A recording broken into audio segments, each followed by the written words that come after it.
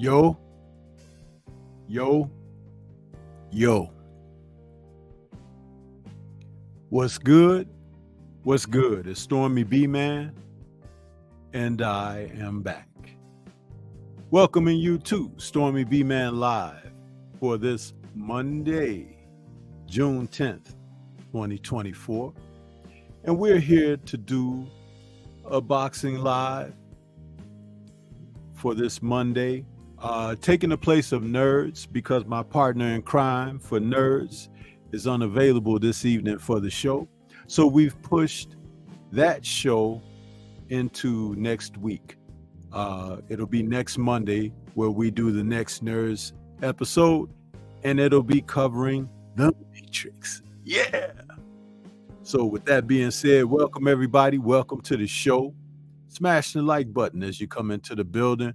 What we are going to talk about this evening will be covering the fights that are coming up this Saturday, June 15th. Man, we've got some barn-burning, blazing matches that need to be talked about. And I'm a little bit excited about it. And I hope that you are as well. So, gonna talk about that a little bit this evening.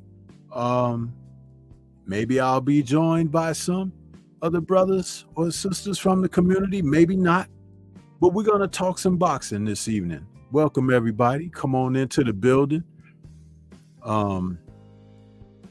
Broadcasting off of StreamYard this evening so that I would be able to make the panel available for guests to come in. So hope everybody's doing good. We out here. Man. One of my devices is having trouble with the playback. I don't know what's up with that, but it'll straighten itself out. Yeah. What's good? What's good? Come on in. Smash that like button. Smash that like button. I mean, we've got some matches coming up this weekend. For example, just to put you on notice, because some of you, you listen to us, but this is another reason why I always talk about, if you follow my channel, even if I don't get to cover matches in particular, I still will let you know about what's on the horizon. And with how everyone is talking about specifics, they're not speaking enough about the sport. And again, I'm not faulting anybody or anything, but just know that, when I do what I do it for this reason, because I love the sport, you know what I mean? And I want to hear about the matches that are coming up. We got coming up early in the day from the UK. We've got Billam Smith versus Riaport, and that fight is a rematch. These two men fought each other back in, I believe it was 2019. I did a breakdown video on it. That video is coming up. You guys will be able to check it out this week on one of my premieres. That's going to take place over there, and it'll be on Sky Sports, Boxer, or Peacock Television here in the US. You'll be able to check that out, okay? And of course, a little later in the day, you're gonna have Matias versus Perro. That's Sabril Matias and Liam Perro. They're gonna clash. They're facing off. It'll be broadcast on DAZN, and that's gonna be over there in Puerto Rico. A big old match between these two men. Perro says he's ready to take it to Matias and take his title.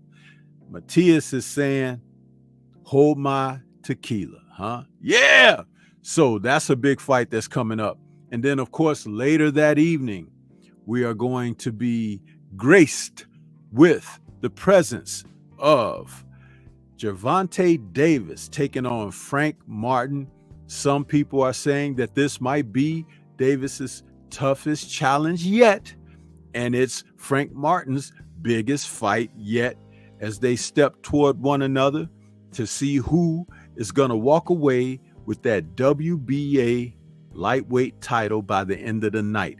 And as a co-feature, David Benavidez. I got a breakdown video on both of these fights coming up this week before the end of the week, Thursday and Friday. Stormy has already done them.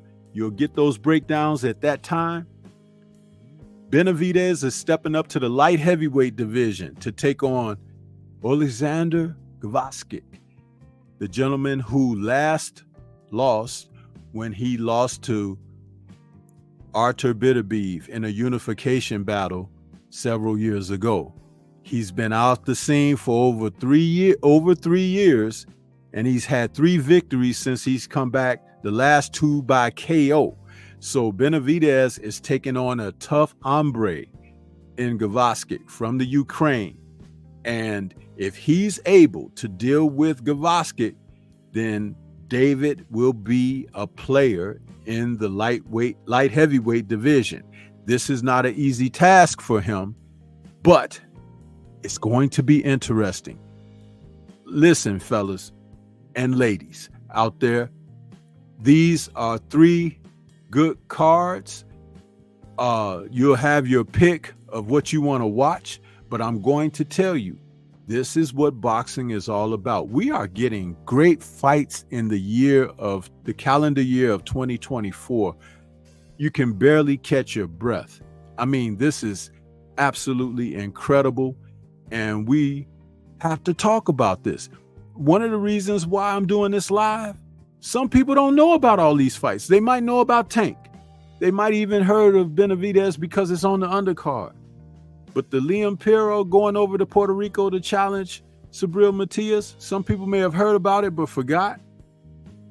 But that Richard Riaport facing Chris Billum-Smith for the second time for the WBO cruiserweight title, listen, the man who wins that fight, understand that there's going to be a big challenge when Jai Opataya comes a calling saying he wants unification because he wants undisputed. Man, our hands are full. The basket, the bag is full of gifts, and it's time for us to reap the gifts. You feel me? So that's what's up, man. We're going to talk about all of that a little bit tonight, man. We got my man Eric Jordan out there with a super sticker this evening. Appreciate you, Eric, with that super sticker, man. Thank you so much. You know, you're a real supporter out here. Let's see who we got in the chat this evening. Let's see. Universal Truth is out there with those channel emojis. Jay Wayne Citizen is back with us. What's happening with you, Jay Wayne? Let's see who else we got out here. Jimmy Bernard is back with us saying, what's good, Sensei? And salute to the chat. And Jay Wayne says, Peacock for the win. He says, I wonder why Peacock is willing to work with foreign promoters and not American ones. I don't have the answers to that question. I didn't know that they're unwilling to work with American promoters. I know that Boxer, headed up by Ben Shalom, has an exclusive deal with Sky Sports, and most of Sky Sports boxing is broadcast through the network of Peacock when they are offering it here to the States, or as they say, stateside. So that's one of the things that we can definitely see that they're doing here. 1 minute while I send out a couple of these links to see if some family wants to join. Let's see here. Let's see here.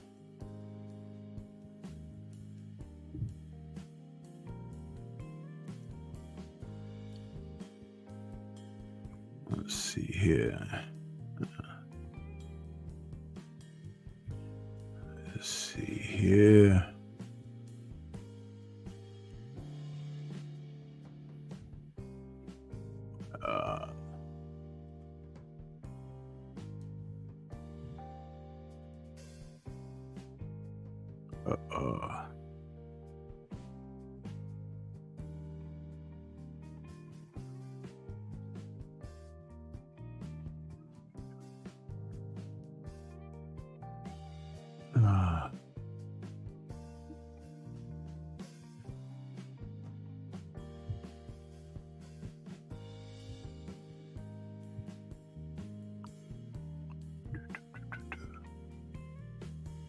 they doing it like that?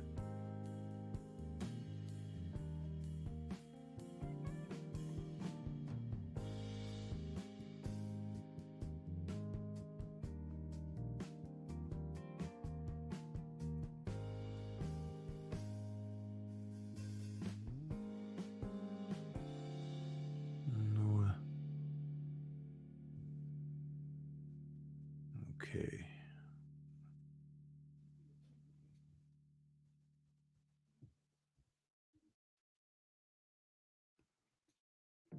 Okay, that means that it's already in the queue. And my boy, who else we got here?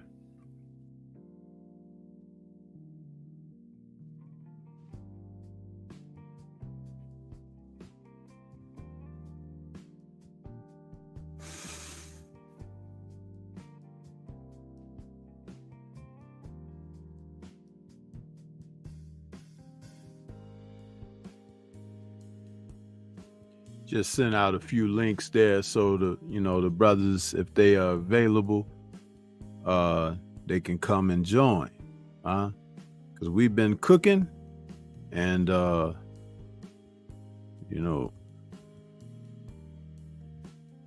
like to bring them in.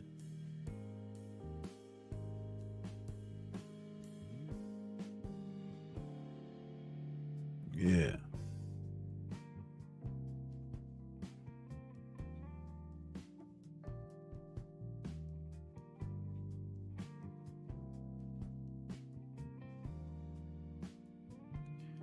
Yeah, so we gonna talk about it a little bit. Are you guys looking to any fight in particular?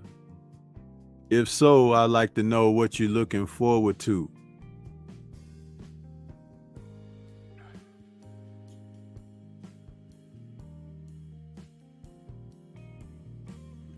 I'm pretty much interested in this one here. I really am, because this particular fight here, man, two big old cruiserweights, man, talented fighters. When they faced off a few years ago, they were in a situation where they were both young, up and coming fighters, and they were at a crossroads, and Billum Smith dropped a decision to Riakporhe at that time. But Billum Smith went on and won a world title from Lawrence Okoli a little over a year ago. So it's like, this is how things played out. So there you have it. Now Riakporhe says that, hey, you're holding my title for me. You're keeping the belt warm, but I'm about to take it off your waist and get mine back. And it remains to be seen whether or not that's true or not. I got your message there, Healer. I appreciate you, bro. Appreciate that, man. Hope you're doing okay. Hope your family is okay, whatever's going down. Yeah. So, but this is the cruiserweight division, just under heavyweights, and Riakporhe and Billum, they're two big guys, and they are really going to be, squaring off, trying to make something happen. Now, Riakporhe thinks he has the edge, but Billum Smith, being a titleist and now having fought, defended that title a couple of times, he's not the same guy that Richard faced a few years ago. Nick J is out there. What's going on with you, Nick J? I see you in the building. What's happening, Queen? Good to see you. Thank you for stopping in. It's always good to see your beautiful face out there, huh? Yeah. Jimmy Bernard is saluting. What's happening, Jimmy? Yeah, man. So listen, a good fight this is right here. And because these guys are from the UK, please don't be dismissive of them, because what they bring to the ring is important. They bring talent. They bring desire. They bring a competitiveness that you're just not seeing enough of from some of the American fighters. I mean, we've got guys, they can go on social media and entertain you with their tweets and their posts and all of that, but they're not getting it done in the ring, you guys. And when you got guys who are getting it done in the ring, that's all that matters. That's where you get my attention. I'm looking forward to the fights. I don't care about who's popular. I don't care about who's got the muscles and the guns and all of that, because being ripped in the body don't mean that you can't get your butt ripped in the ring, huh? Yeah, that's what it is. When guys get out there, you can take photos and look good, huh? You ever heard of people taking these nice photos of cars and everything, standing by them, posing to them and everything, and you find out it ain't even their car. They just took some pictures by somebody's nice looking car. Then you got people got nice looking cars in the driveway or in the garage, but the sucker don't run, huh? But they keep it polished, wheels shined and everything. You'd think that that's a classic antique, but it ain't going nowhere until they put an engine or a trans in it, huh? Or both. So just know that in the sport of boxing, it's similar. You know, guys who are under fire, guys who have been through it, they show you what it's all about. That's why it's important to pay attention to that Tank Davis fight this weekend.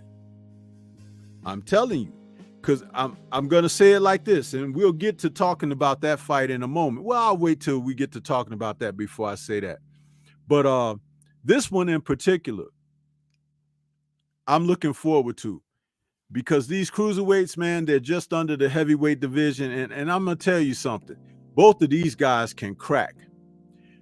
Chris Billum-Smith, he beat the crap out of Lawrence Okolie. And when they fought, people were thinking that Okolie was going to have his way with Billum-Smith because they had spent time in the gym sparring together and everything. And Billum dropped him several times. I think he put Okolie down on the canvas 3 times in that fight. And it was just one of those fights that it just came out that Okolie wasn't up to snuff. And also on the undercard of this, you got another good fight where you're talking about cruiserweights. You got Isaac Chamberlain taking on Jack Massey. And Chamberlain is a up-and-coming UK fighter who won one of those lower division belts. I think it's the British Commonwealth Cruiserweight Championship that he has. And he fought a pretty good fight several months back. Very good fight, Isaac Chamberlain. And he's a hopeful toward a title shot either with Billum-Smith or someone else who has one of the other titles eventually. And Jack Massey is 21-2, and he's looking to kind of rain on the parade of Isaac Chamberlain. He's got 12 knockouts, and Chamberlain is 16-2, and he has 8 knockouts. But he's a tough guy. He's tough and rugged. That doesn't always equate to good, but being tough and rugged means that he's going to be in the thick of things. So this may be a battle of wills, a battle of attrition, so to speak, between these two guys. So look forward to that if you're tuned in to the Peacock card. There's something else on this undercard that you're going to see the return of a gentleman that they're talking about with his showboat antics and everything, Ben Whitaker. And he's taking on Ezra Arenyika. And, Whitaker is 7-0, but he's got 5 knockouts. But he's the type of guy that puts you in mind of Prince Nassim, the way he entertains, in the way he fights, he's all over the place as far as his movement and everything, and he's a light heavyweight on the move. The UK have really embraced him. He's like that second coming, like I said, of the Prince, with that showboating and everything like that. But he was a standout amateur too, so they're kind of like pushing him.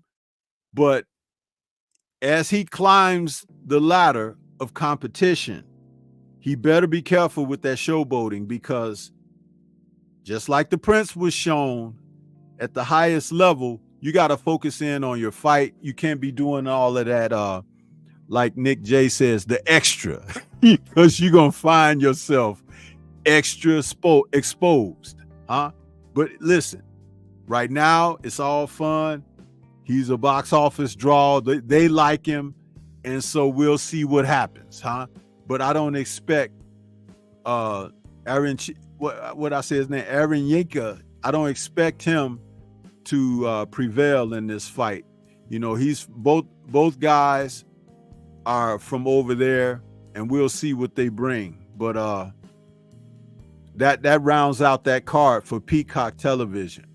So if you guys tune in to that, if you got Peacock, I think that broadcast will start about 1 p.m. or something Central Time, something like that.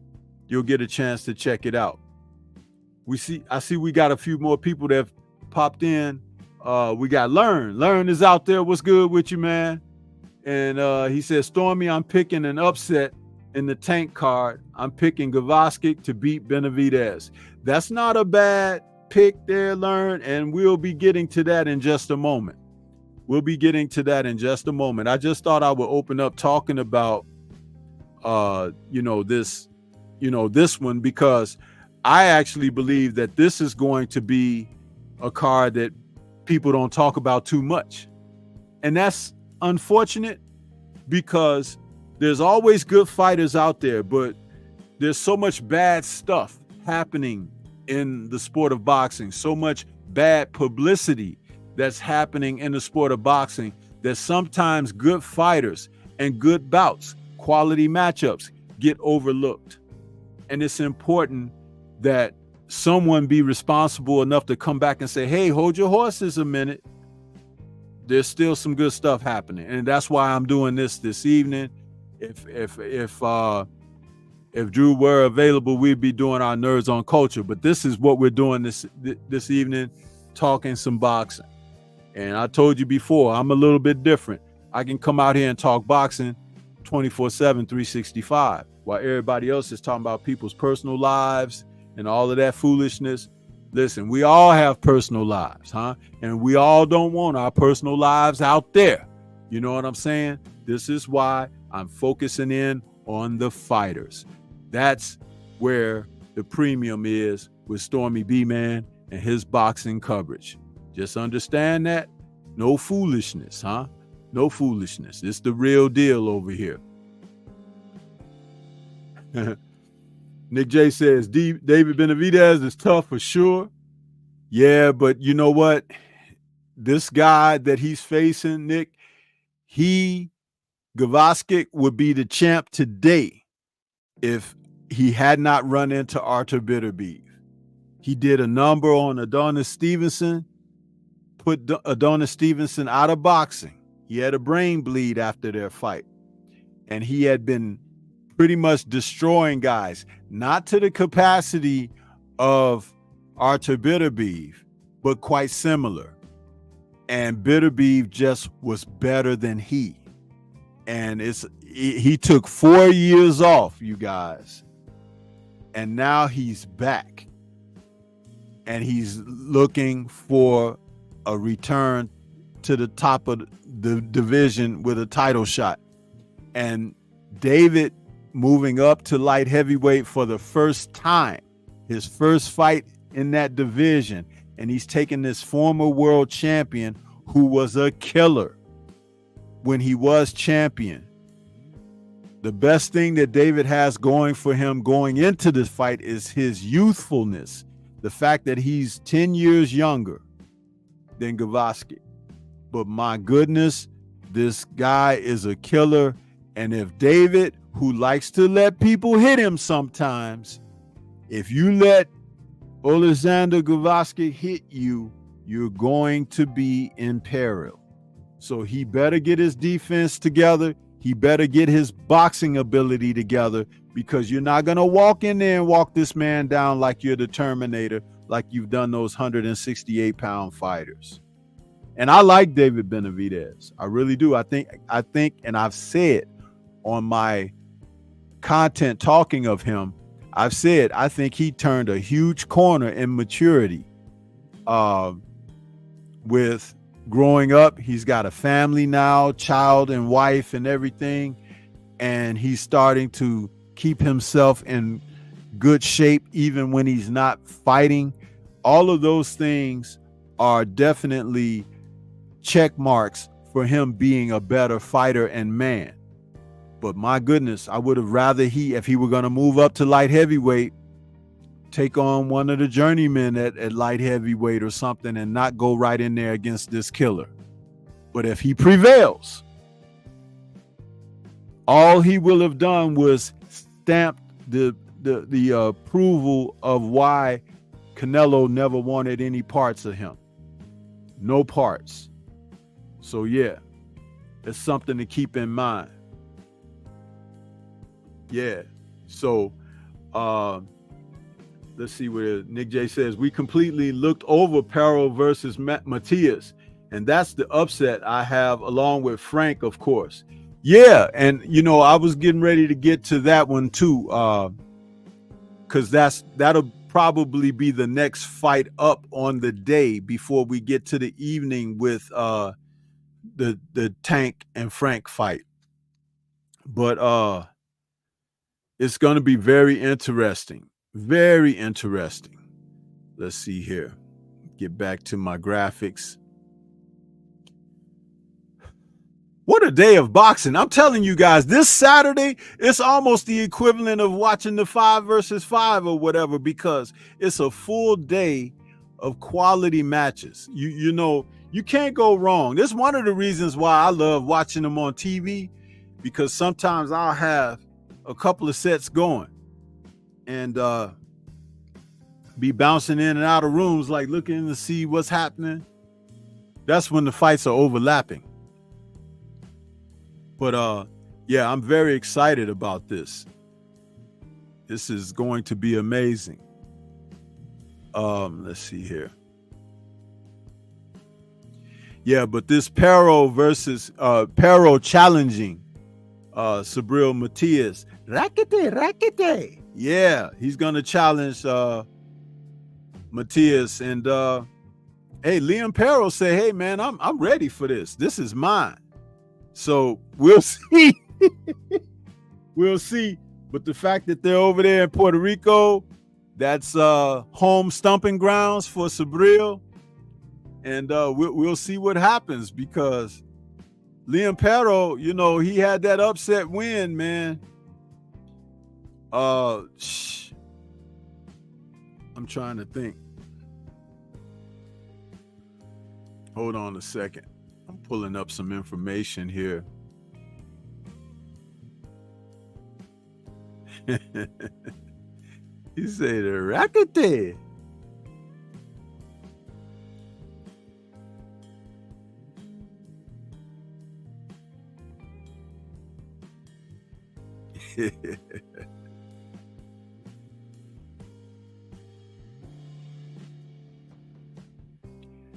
Yeah, Perro had that upset over Montana Love back in December. You guys remember that?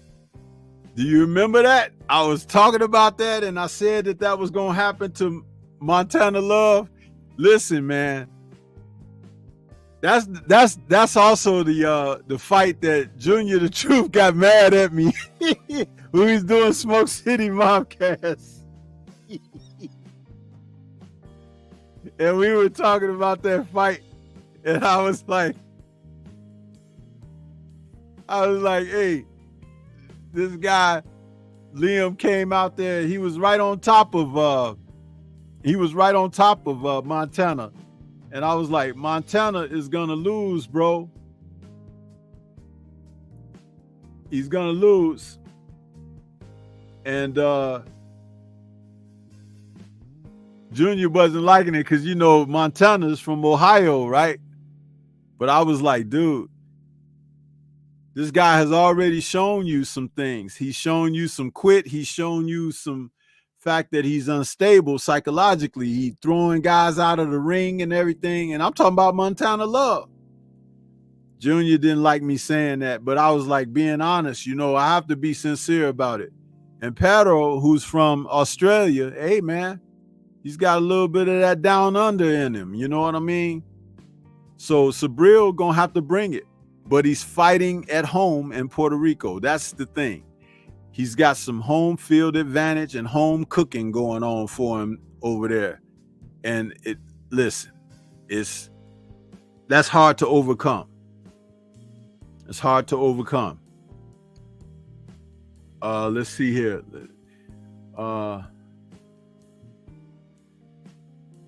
Trying to get this.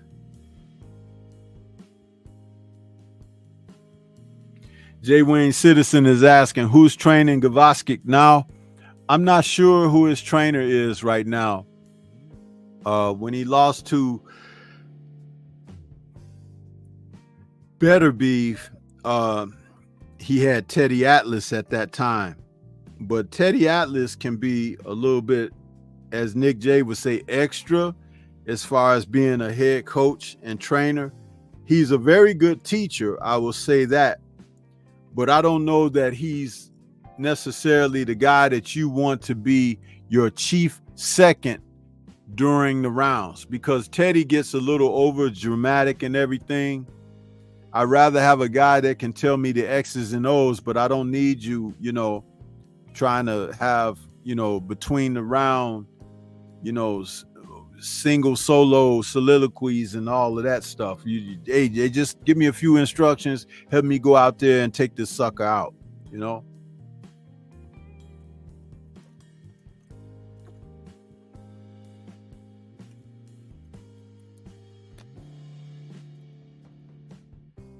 Nick J says Pedro can move if he doesn't get caught trying to land. He said, I think he can frustrate Matias. He may not get the win in Puerto Rico, though, but I think he can outbox him. It's gonna, yeah. Try to bang. Okay, yeah, I got you, Nick J. Listen, Pero is a smart fighter. And when fighters have high IQ,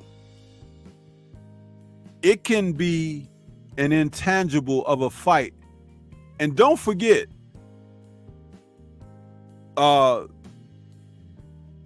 Matias lost the fight back in 2020. He lost that unanimous decision to Petros Anayan, and he avenged that fight a couple of years later in 2022. He stopped the guy, but he still lost that first fight. He still lost that first fight. And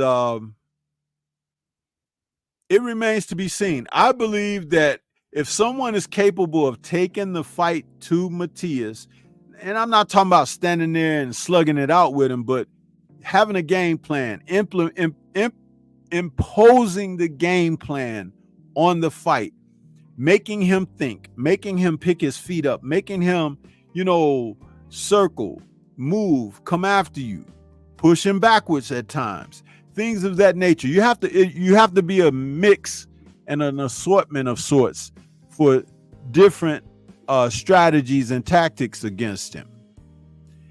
It makes a difference. Plus, Pero is a southpaw. They're about the same size and height and reach. At 5'8", I think that Pero might be a half an inch taller, but the reach is the same. But Pero is a southpaw, and Matias is 32, whereas Pero is 28. And yeah, it makes a difference when you are in there with quality people. It really does. So yeah.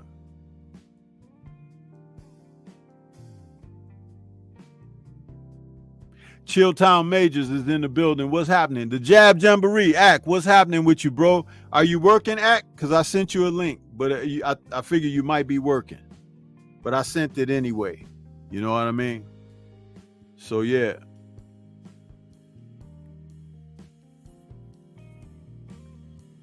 But yeah, this is a quality fight. I'm looking forward to it.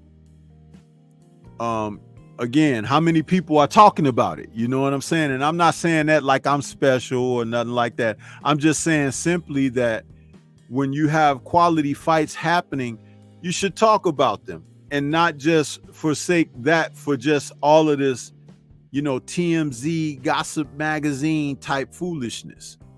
Everything has its time and place.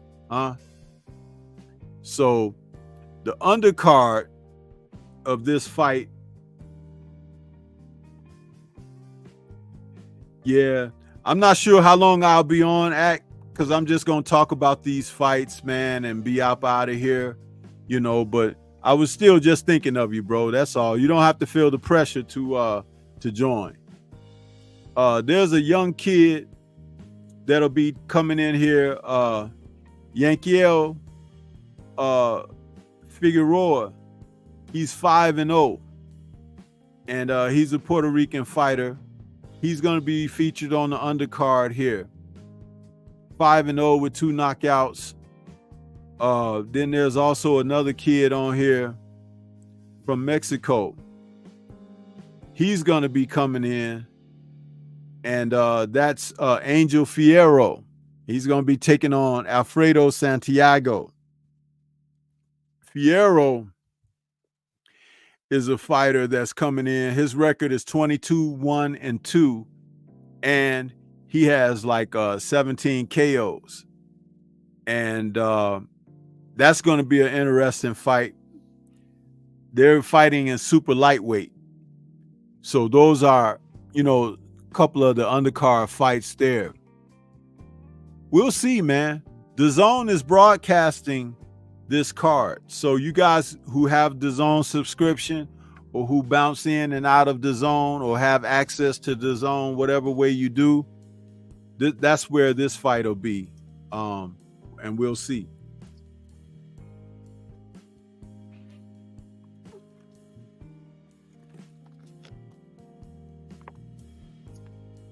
Yeah. But I'm looking forward, man, to Saturday. A good day of boxing. When we get all of those good bouts going, man, it's gonna be a barn burner. Gonna be a barn burner.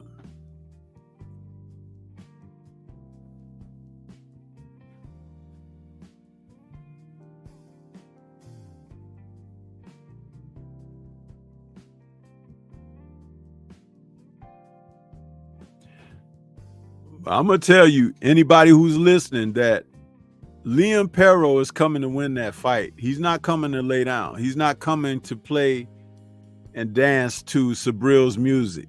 He's not. And if there's no cheating going on, it's gonna be very interesting. Gonna be very interesting. I tell you guys all the time, it's like when you know what to look for, you can tell the quality of the fighters.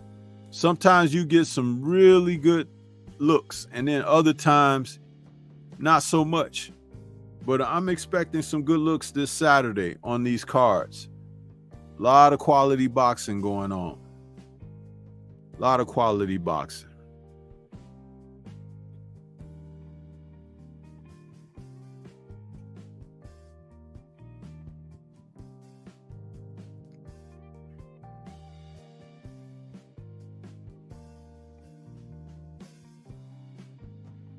Since Perro took Montana Love out, has anybody heard from Montana Love? Did he get rid of his dog? Did he just... Did Junior go over there and take him out for dinner or something? It's like... Listen, man.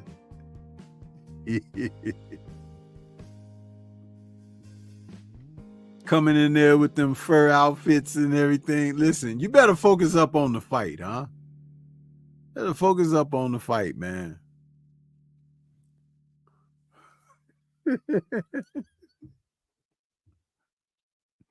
I laugh because I've been watching boxing so long.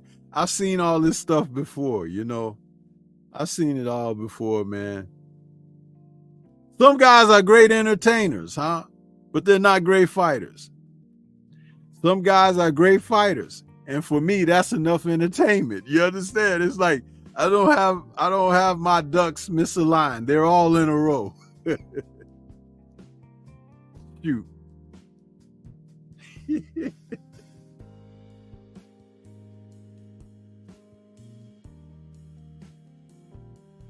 Jimmy Bernard says, boxing has been doing great, Stormy, for the past couple of years. We've been getting great fights. Yes, we have. Yes, we have.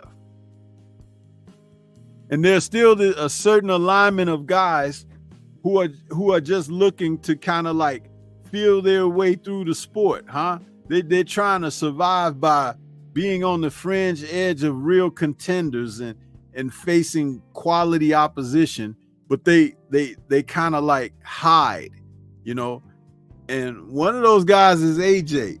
Otto Wallin. Let me go back. Jermaine Franklin, Otto Wallin, and Francis Ngannou. What would Deontay Wilder have done with those three opponents? Now, you see the reality of what I'm talking about? Deontay Wilder has come off of fights with Tyson Fury. Helenius was a blowout, but then he had Joseph Parker, and then he had Zhilei Zhang. If you give a rematching Parker to AJ, you give Tyson Fury to AJ, and you give Zhilei Zhang to AJ, one after the other, I don't think AJ comes out with flying colors. I don't. He could possibly do it because we're talking about what if. But everybody is talking about, Wilder should retire. It's like, why should he retire? If he want to keep fighting, he should keep fighting. Why? Because he wants to. But he's fighting the top dudes. And because he's fighting one after another, and he hasn't put together a string of wins because of that, and inactivity, and stuff going on in his personal life that you guys are not really paying attention to in the correct manner. We're not talking about, the gossip, the tabloid information.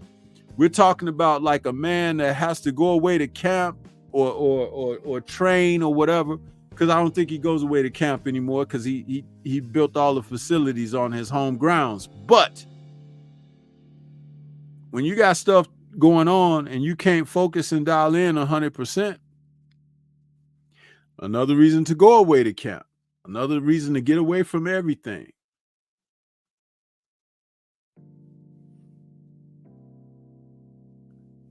T. Berry, what's happening with you? I see you out there. Yeah. Mm-hmm.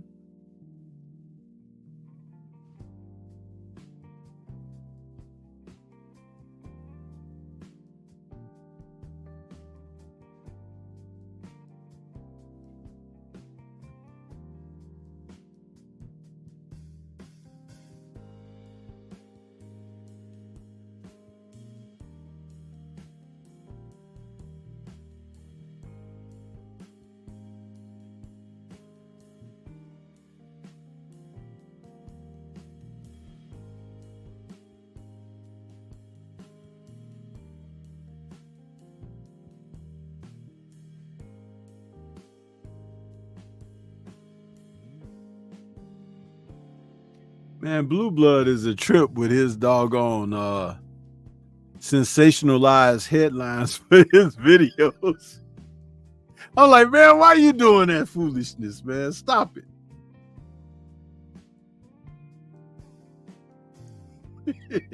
Shit. He got something up right now. saying, terrible news. David Benavidez' opponent, Alexander Gavoski, quit already. I can't beat Benavidez. Blue Blood need to knock that mess off, man. He need to knock it off, man. What is he doing? Lewis Hinton, what's good with you out there? I see you. Isaiah GQ, Clarence McClain, what's good? Yeah. He be making up, it's like, and on fight days, he be making these videos with the title like, a dude got knocked out already and the fight ain't happening. Like, it's like 3 hours later.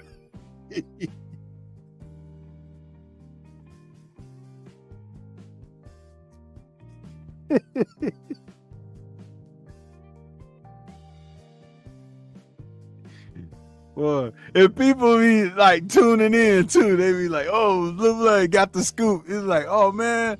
Then they be complaining and then they be right back there to the next video. It's like, what you doing, man? But everybody got their shtick, you know what I'm saying? And that's all right, because as long as you know what it is, if you're like really taking it all serious and everything, you're gonna be terribly disappointed.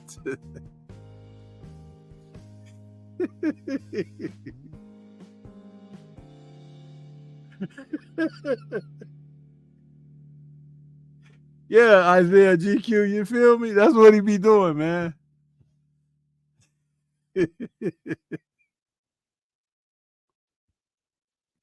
And then now he started putting those reactions on his thumbnails, like he be holding his head like, ah.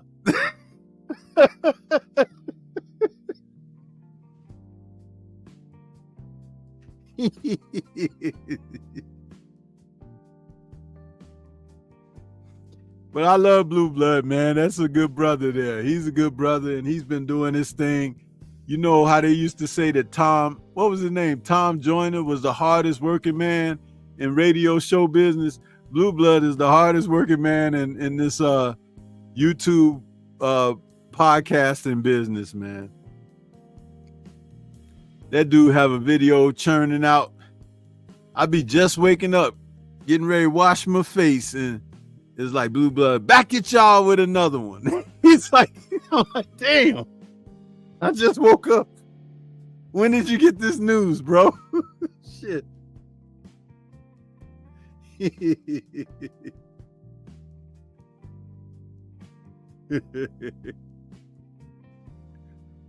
Yeah, man.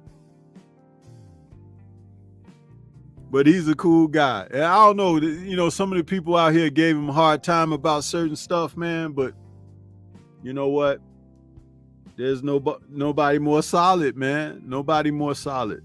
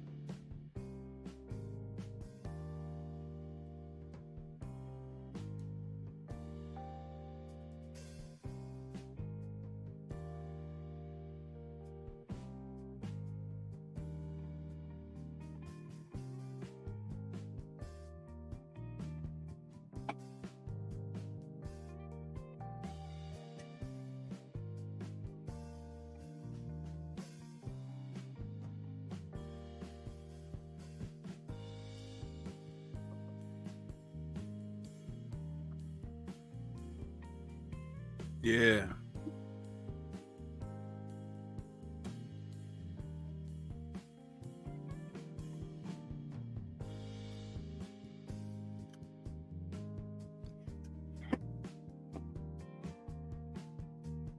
So Clarence, I see you out there. Did you get a chance to hear me when I was talking about the Matias and Liam Perro fight? It's gonna be an interesting fight. I don't think that Perro is coming to lay down. Matias has a home field advantage because he's fighting in his home country of Puerto Rico, hometown of Puerto Rico. But the Australian is gonna come. He's gonna bring it. You know.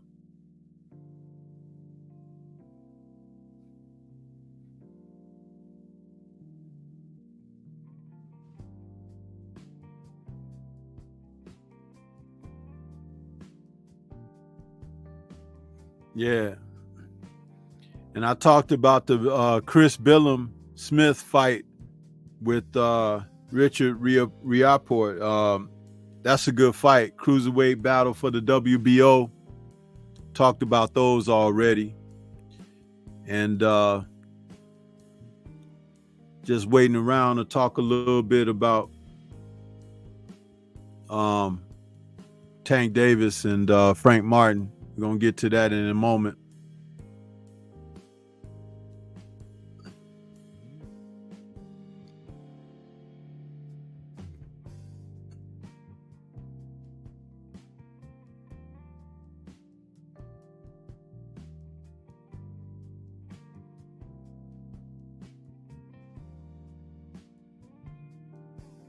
Clarence, you want a link to come up here and talk?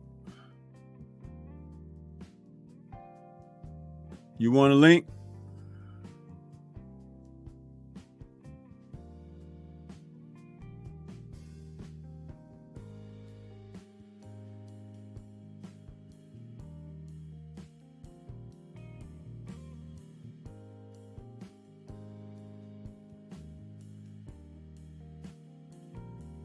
I got all my premieres all set to go this week, with the exception of Wednesday, and I'll upload the Wednesday premiere after today's show. Yeah. So let's see here.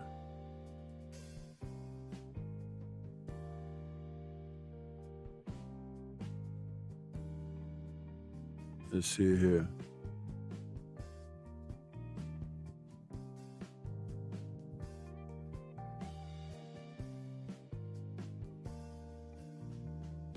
Chad, I'm putting this link in here for Clarence to come up.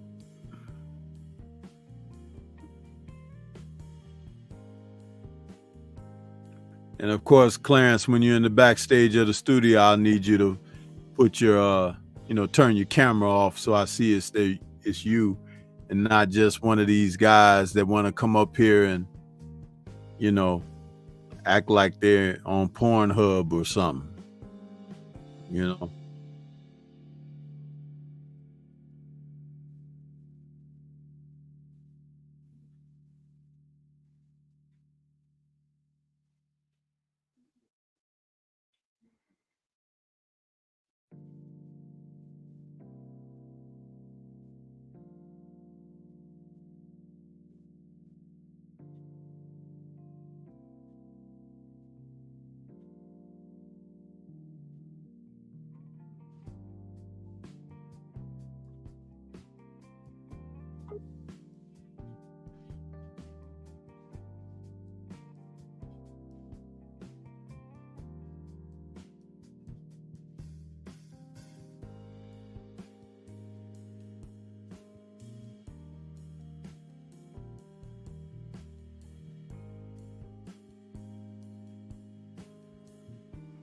Yo.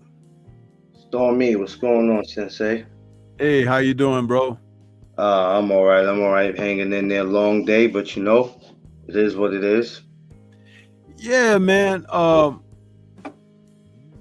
wanted to, give you a chance to talk a little bit because, I don't often get a chance to do a panel type situation, but sometimes when I do this, I am generous with the opportunity to share with other brothers from the community. So, see you out there. It's good to see you, man. How you been? I can't complain, man. I've been living, just working, dealing with this boxing as much as I can. Amateur shows, pro shows. I just did the whole top ranked this past week. I got to kick it with Shushu. I got to kick it with Tiger Johnson and his trainer. So I got to be around a lot of good people. So it was a busy week this week, but I had fun. That's good. That's good, man. You know what? Reflecting back on that, why did they stretch it out so late, man? That fight card went so late into the night that I didn't even finish the Xander fight because I got tired. I'm like, my sleep came upon me. I was like, you know what? I'm gonna have to watch the rest of the fight. You know, because I look up, it was after, 11 o'clock Central is, of course, after midnight on the East Coast, and they were fighting on the East Coast. I'm like, what the hell is going on with this card being so late? I think that made two of us because I stayed up for the first couple of rounds of Xander, and then I realized I went to sleep, and I woke up. I said, oh my God. I said, I missed it. And I knew he won already. I didn't have to see, but I went back, I think, when I got up the next day to go look at it. But I was upset at myself because I said either they took too long or I was really tired. They took too long, bro. They took too long. I talked about it because, I typically do a post-fight show. Yeah. I was like, I can't do my post-fight show because I'm tired. And it was like, it wasn't so much of like the fights. Yeah. The fights go like they go. But it was all of that dead time in between each bout that they didn't just usher the fights along. Even if a fight went the distance, right? It's like, stop putting 20 to 30 minutes in between the fights. That's that. Killer. If ESPN want to be successful going forward, they need to stop that foolishness, man. Because DAZN was doing that for a while, but they kind of stopped. They've cut back on it, I should say. They're not doing it as much as they used to. But this right here, dude, I will stop watching ESPN bouts if they're going to keep doing that foolishness. Because, I'll wait till the damn card is done and watch it all the next day where I could fast forward through, It was at a point where I thought it was me. I thought I was the only one that recognized that because I had went to the kitchen and I was rushing. I said, let me hurry up because, they'll get the next fight started. When I came back in, there was nothing going on. And I said, oh, man, my ESPN Plus is tripping. I said, but then I realized it's not tripping because when they actually showed the crowd and people were moving and going back and forth to the bathroom, I said, okay, well, what's going on here? Why is it taking so long for this fight to start? And it didn't matter to me who was next. I'm just like, okay, what are we doing? Yeah, that can get frustrated. And then by the time the main fights get started, the ones you want to see, you're slowly getting tired. For me, I didn't get to go to that fight, but I went to an amateur fight. So even after leaving that amateur fight, by the time I got home, I was already tired. But I said, you know what? I want to see this event. So by the time it was time for Xander to even do what he do, I was already out of it. Yeah, and that really troubled me. And like the Shushu fight, I didn't like the announcers keep talking about Shushu because they're trying to market him now. But it's like the reality was he was fighting a guy who had been off for over a year and took the fight on very short notice. Yeah. And the guy didn't go down. The guy wasn't playing according, he wasn't dancing to Shushu's music. He was trying to fight, trying to survive, and things like that. And they kept talking about Shushu is in control of the fight and he's doing this. And then I was like, no, what you should be saying is for a guy who ain't fought in over a year and got on 3 days notice or something like that, he's doing damn good against this young guy that is highly touted and everything. It doesn't take away from Shushu if you're telling the truth. But by you trying to sell us that Shushu is so great just because Naoya anyway is sitting in the audience, don't do that to me. I'm a much more experienced person with boxing knowledge than to hear Bradley and Joe Tessitore and these guys sit on the panel talking this foolishness, man. Yeah. You know how that is. to say we got to stick to the code. You know how that is, and it shouldn't go that way. The truth is the truth, and like you said, the guy had been out for a while, and when I saw the guy when I was there, I looked at him, and his father had told me, he was like, this guy been out for a year. I said, Bruce, you kidding me? He's like, yeah, man, but he's like, I told Shu, don't sleep on him just because he's been out for a year, because he's coming, to fight. I didn't did my little check on him. So he's coming to, and that's what he did. He came to fight. It was the same thing in the Tiger Johnson fight. Now I talked to Tiger's trainer right after that. I texted him and I said, man, that dude came to fight, man. And he was like, yeah, but if Tiger would have did what I was asking him to do, we probably would have got him up out of there. And that dude came to fight. He was taking punches from Tiger that I didn't even think he was going to be able to take. I think if anybody else would have took them punches that Tiger was giving, they probably would have been out of there sooner. But the guy came to fight, and and this is why you have to listen to what your trainer's telling you. And that's the biggest problem in boxing now today, that a lot of guys, not saying that Tiger's hard-headed, but I'm just saying a lot of guys are having that issue where they're not listening. You have to listen, because when you are not successful in not listening, there's nobody to blame but you. You can't put it all on me. So, but Shu's opponent and Tiger's opponent, hey, they came to fight. They came to fight. So I know a lot of people was expecting just to see them. And Shu did his thing, but at the end of the day, they came to fight, man. But yeah, it's like you said, Stormy, you can't make somebody seem like they're on this. I get what you're saying. That's crazy, because I really didn't pay attention to that.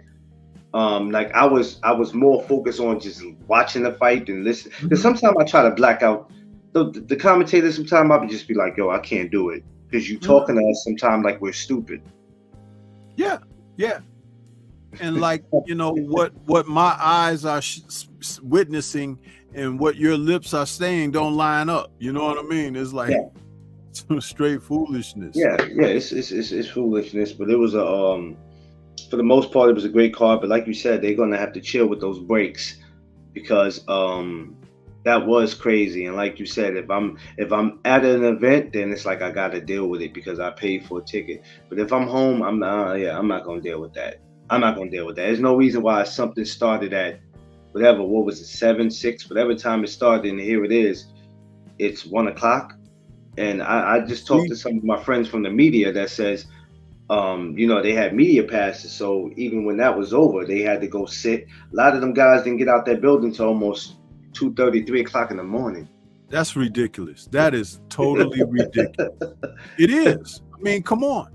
If I had done my post-fight show, that's about the time that I would have ended, at 2 something in the morning. I was like, no, I ain't doing, I'm not. I went to bed, bro. Went to bed. And I'm not complaining. I'm just stressing a concern of how they need to usher things along. Especially if there's stoppages.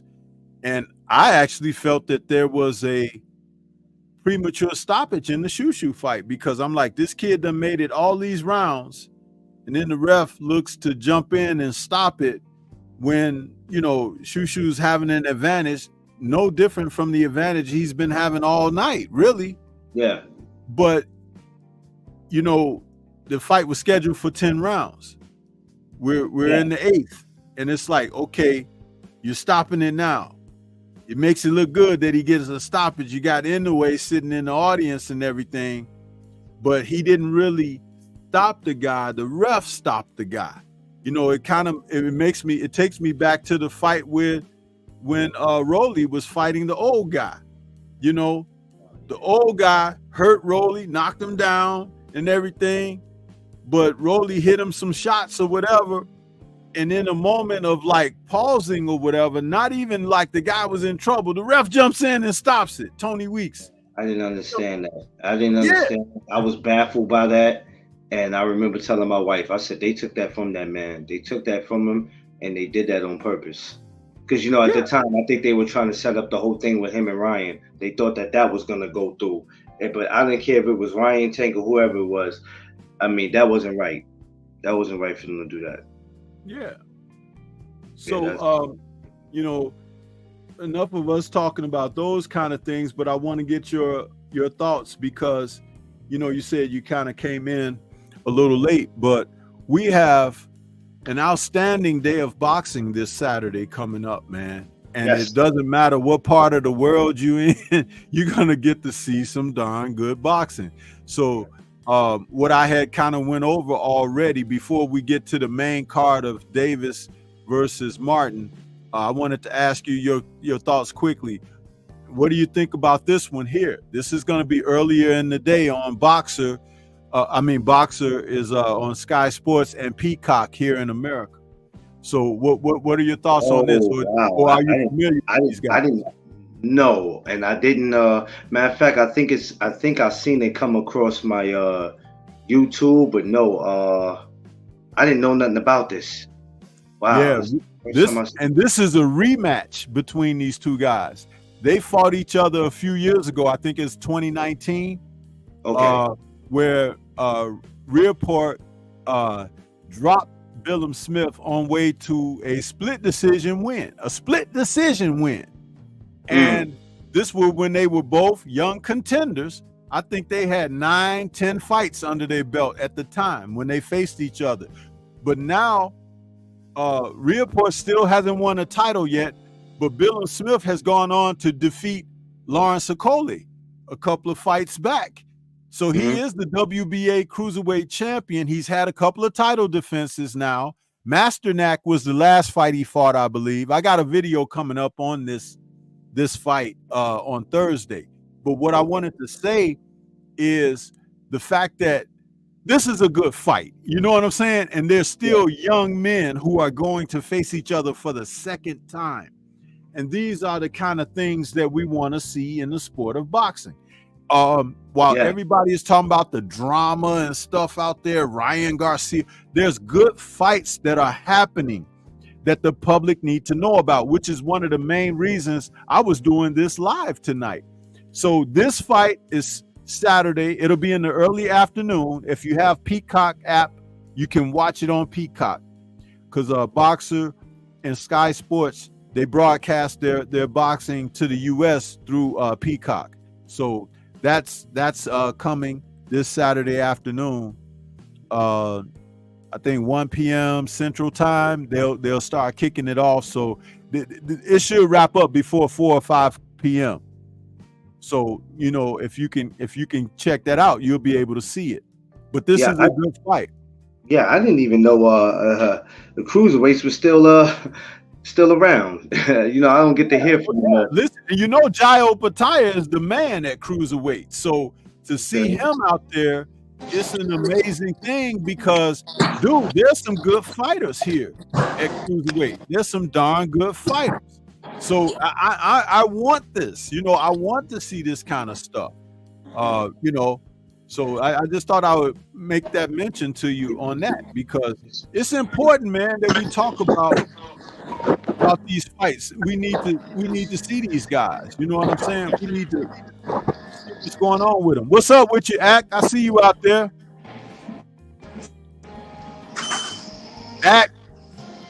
What's up, bro? I'm trying to get my audio right, man. Yeah, Act, man. Don't come in. What's going on? Don't come in here. Don't come in here disturbing the peace, Act. What's up, my brother?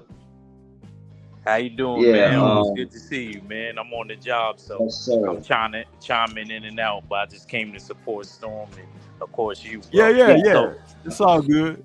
I'm glad you said that, Stormy. You said something where I thought I was the only one who just felt like that, and I talked to other people about it, and I said, and I don't want to get off the topic, but I just want to mention this real quick about we have to start respecting that when it's fight week, we need to talk about what's going on that week.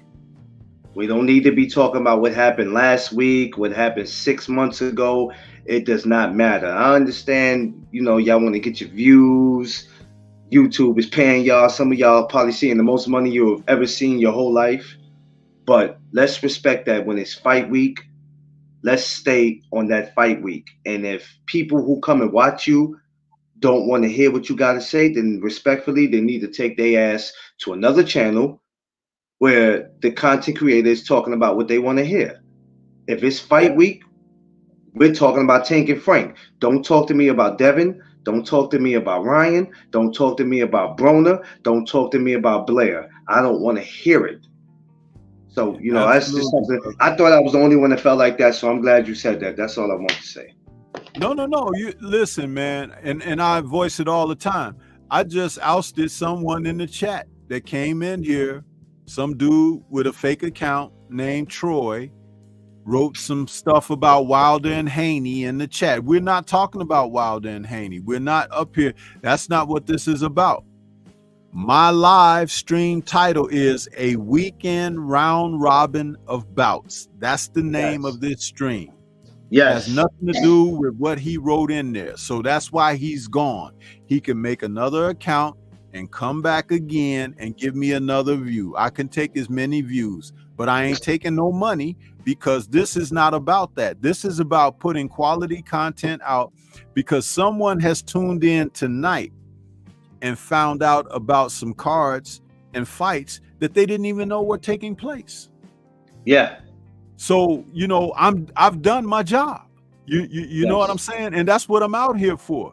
Dude, I'm about as solid with quality content as there could be. But remember, there's so much sewage out here that, you know, you have to get the plumbing proper to get that out of the way so you can get to the meat of what boxing is all about. And the fact that I'm saying we've got 3 quality cards this weekend that are on the level collectively of what we got from the 5 versus 5. There just happen to be 3 different cards at 3 different parts of the world, but guess what? It's worth talking about. It is. Yes. And we just talked about Smith and Riaport. You said you didn't even know that fight was happening. I didn't even know it. No, I didn't. Yeah.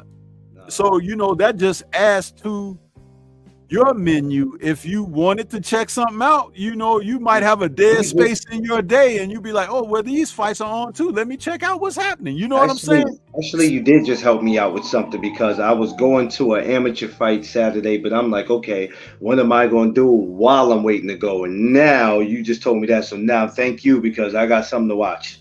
Yeah, absolutely. That's what it's all about. Now, later in the evening, again, before the main course that we still haven't got to yet, Matias versus Pero. You know, this fight right here is a quality fight. Liam Pero upset Montana Love, you know, back in, what was that? Back in December, I think that was. Yeah. Man, did he. Yeah. And so now he's getting ready to take on Subriel. Rakete. Yeah, he's going to take on Subriel. And hey, man, listen. This is boxing. You never know what can happen. Subriel might be, you know, celebrating a little too much amongst his home folks. They may give him too many of them beans and rice, and he might have a bellyache or something. You never know. But I'm just saying. Stormy. You know, Storm. Actually, he doesn't train in Puerto Rico. You know, he actually trains in Mexico, so that he gets away from the distractions. But he ain't getting away from them beans and rice, though. That's all I'm saying. But, you know, still a good fight, though. A good fight, because Pero is from Australia. And like Nick J said earlier in the chat, when he was getting ready for the fight with Montella, he was doing a lot of sparring with Devin. That's why he was sharp like that, she says. So it's a good thing. See, quality fights. This is not like we hope that Subriel lose. No, we want quality matchups, and we want the fighters to do their best.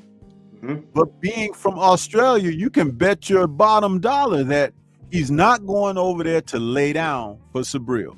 Subriel's going to have to lay him down, and he's known to lay guys down.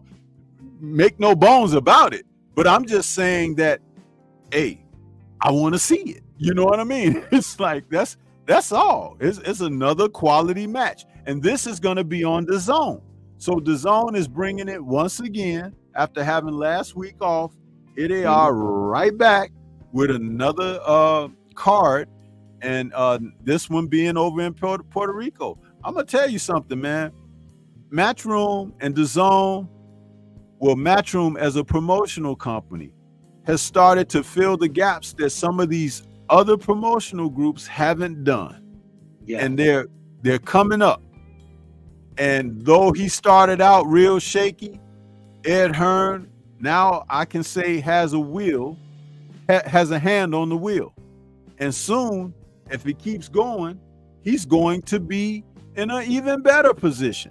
The fact that his team lost the 5 versus 5 speaks about him not necessarily knowing how to totally play chess yet, but he's learning on the job.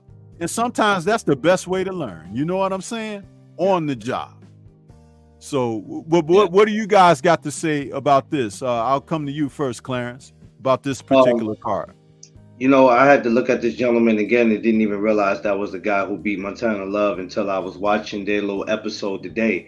And I said, oh, wow, that's interesting. Matias, I like both. I like him.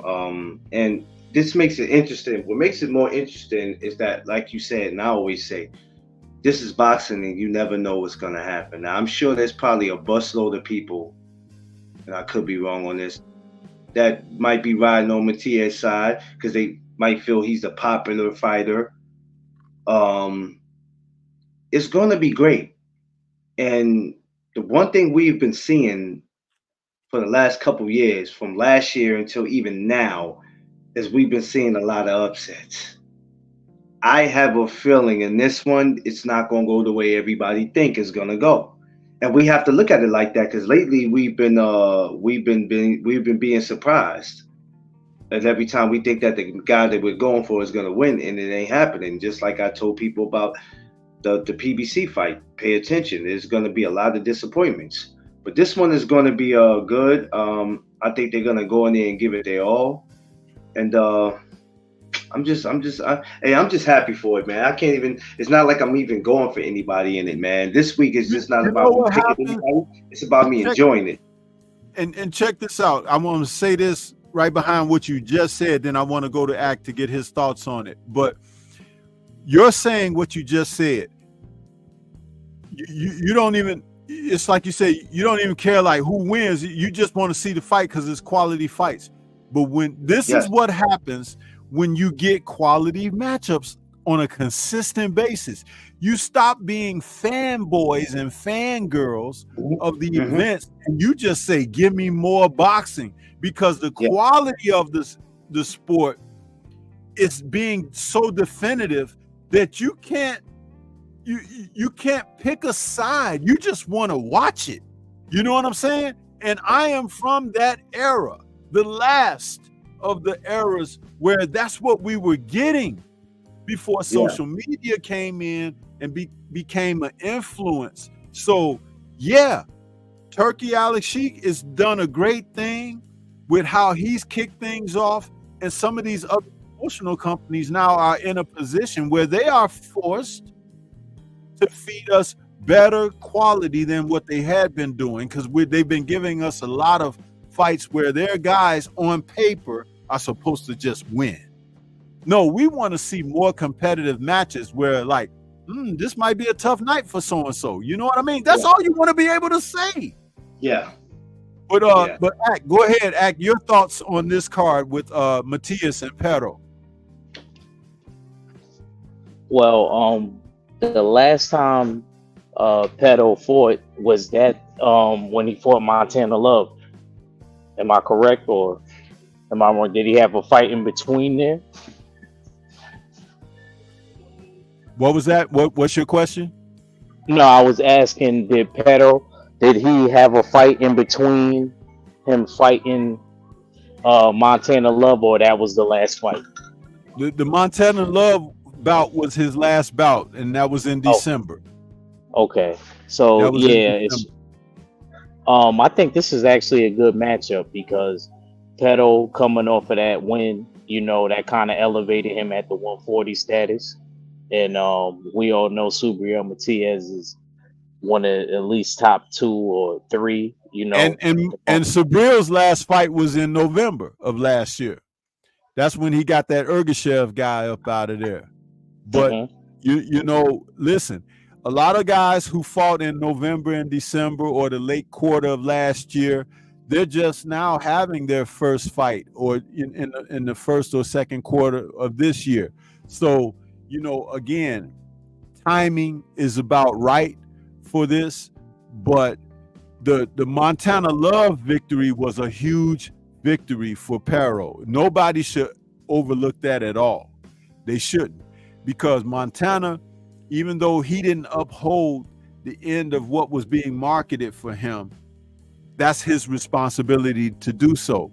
Perro went in there and took that away from him, and I like that. When a guy does things like that, it's a springboard to other opportunity. And here we have another opportunity for him in his very next fight against a guy who is supposedly the boogeyman of the division. And here we are. A lot of times, and Subriel has lost a unanimous decision before. Okay, so it ain't like he just gets everybody up out of there and he's just an indestructible man. No, he can be outboxed, and this can happen. And one of the things that happens when a guy is being outboxed or outwitted, outsmarted, or whatever in fights, it plays with his psyche, and he begins to do other things, whether it's play up to the crowd or showboat and do other kind of things. And I see Clarence nodding his head in the appeal, like, yeah, because this is like something that a real pro is supposed to be able to recognize. You hit a guy with a great shot and he smiled at you. The best way to be is poker face. Don't give a reaction or response. If you're sitting there, and for those that don't understand the poker face analogy, if you're sitting there at the card table and you got a crap hand and you're sitting there looking like this, what people gonna say? They gonna be like, "Oh, he got a crappy hand." Right? Yep, I got him now. So yeah. So again, in boxing, there are telltale signs of the sweet science that define things for these fighters, and that's what we're seeing. Hey, salute to both guys. Give us a great show, and that's what we're asking for. That's no more, no less. Yeah. I agree. That's why when people ask me who you picking, and I go, you know what? I'm just gonna sit back as a fan and just enjoy it. But people act like, you know, they try to force you to pick a side. Pick a side. Now, when you do pick a side, now you have to explain why you're picking. And I'm not saying there's something wrong with it, but it to me, it always leads to an argument. Because it's and that's bad, because that's why I like on most of my breakdown videos, as I get toward the end of the video, I always say, but what do you think? You know, because I give the scenarios about the strengths and weaknesses of the fighters, who I think has an advantage here or there or whatever. I might even say, I think so-and-so has an edge, but what do you think? That's how I say it, because it's not about being right or wrong. It's about understanding what can transpire inside that scheduled 12, 10, or less rounds of boxing. And when you understand that, you understand that in intangibles. Shout out to my brother, the dearly departed Curtis Anderson, aka Kurt Sugar. He and I used to talk about the intangibles all the time. And they do come into play more than someone having a big punch or someone having great defense. The intangibles come into play significantly. So, but yeah, let's move it on, fellas, to the main event. This one right here, I know this is what people are tuning in to hear us talk about, man, because, and I'm glad that I kind of held off and waited for this, because I got you two brothers on here with me so we can really have a discussion about it. Before we go to Tank and Frank, let's talk about David and Alexander, man. This fight right here, I don't believe people realize how significant this fight is and how it may end up being the fight of the night. It very well may end up being the fight of the night. Ak, your thoughts on this fight? David Benavidez versus Alexander Gavoski. Yeah, Bostic, he always was a tough. You know, he really surprised me back in the day. If you let me go down memory lane real quick, when he beat Adonis Stevenson. Adonis Stevenson at the height, like he was just running through guys. You know, he hit you with that straight left, and then he came out of nowhere and defeated him, and that's kind of where he got his start. But then he kind of, when he took the loss to Beterbiev, or like you and Drew like to call him General Zod, and sent my boy Bostic to the Phantom Zone.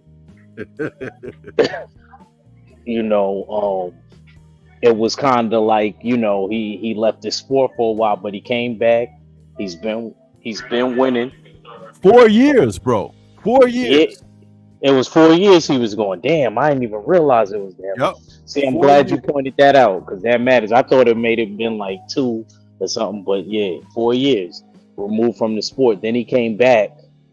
He got a couple wins, and now him and David Benavidez. And let me shout out David Benavidez, because he's been through a lot in the sport. And Yes. him not getting the fight that he wanted. And I was saying this on my live a lot of times in the morning, like I want him to move up, him and David Morale, because I don't want them to just wait around for Canelo, because Right. they may never get that fight. And I was so glad when he announced that he moved up to 175. So as far as the fight, I think I got Dave slightly edging it, but then again, he's moving up in weight, so there's a lot of questions to be answered. So we may not know, but I'm real excited about the undercard and the main card. You know, this is another smart, calculated boxer versus a guy that goes in there, discovers your weakness, breaks you down, and eventually packs you up. So I'll be looking forward to it. I don't want to be long-winded. I want to hear you brothers' opinion on it. And I'm gonna sit back and listen till we talk about the main one. Yes, sir. Clarence, what you think, bro? The Mexican monster, David Benavidez. One of my favorites, man. This right here, like I said earlier, you can prepare yourself for whatever. It's gonna be way better than what people think it is, because I guarantee you already, people already got their bet on David. And it's not to say David won't, but you're gonna have to give this other man some credit. For years he's been coming to fight, and I didn't realize who he was until recently when I had to look again, and I said, okay, I remember this dude. I just never could pronounce his name, and I said, for this to be his first fight at 75, Yeah, David, right? said, Jesus Christ! I said, you couldn't pick the That's guy. like going from high school to college, and your first class, you're being given a test. Yeah, I'm like, you couldn't pick the guy that sell the hot dogs on 42nd Street? Like, Jesus Christ, Yo, what's yo? like, no, I'm serious, because I know what you're talking about. They don't may not know, bro. You couldn't pick the dude who sell $1 pizza. You had to go pick. You gonna pick a dude that but you know what? This is what we want to see. Exactly. This is why what I said a moment ago when I came right behind you and you said, you know, it's not about picking a winner, you just want to see good fight. This is that, and then some. Let me tell you something. The fact that Benavidez is taking a fight like this, dude, my hat is off to the guy. Win, lose, or draw. Now, for newcomers, and I call them newcomers, that don't know who this other man is just going to say this is a cherry pick gone wrong. David's going to go in there and destroy him. You don't know nothing. Y'all don't know nothing. And y'all kill me because y'all be running your mouths like y'all know this sport. You don't know. If you really know, you'll be sitting back like us three up here and saying, man, This is amazing. We gonna sit back as fans. But some of y'all talking about, man, this is a cherry pick going wrong. Come on, David, fight Canelo. As if y'all don't know what's going on in that situation. Right. So we're gonna, like, you know what I'm saying? Y'all so quick to play stupid. Y'all know what's going on. This is gonna be great. And even if David does get the win, it is not going to be easy. It is not going to be easy. No, This is going to be a no. banger. Hey, I And can't this wait. man is a former world titleist, man. And he defeated a world titleist to become that. Mm-hmm. And then in a moment of unification, he took on Arthur Bitterbeeve, who just proved to be better than he. Arthur Bitterbeeve, dude, they are so sleeping on that man's abilities, but that's okay. But guess what? Alexander was second best to Bitterbeeve. I'm talking about above Bivol. So if you think about it, that 4 years that he took off, the one thing, like I said, I got my breakdown video coming up about the fight. But the one thing I wonder is, like, did he take the 4 years like to rest his body, recover from the brutal fight that he had with Arthur and everything, and slowly get back into a thing of training to make a comeback and things of that nature? If he did it that way, the proper way, David is in trouble. Yeah. If he did it that way, and guess what? He's a Ukrainian fighter.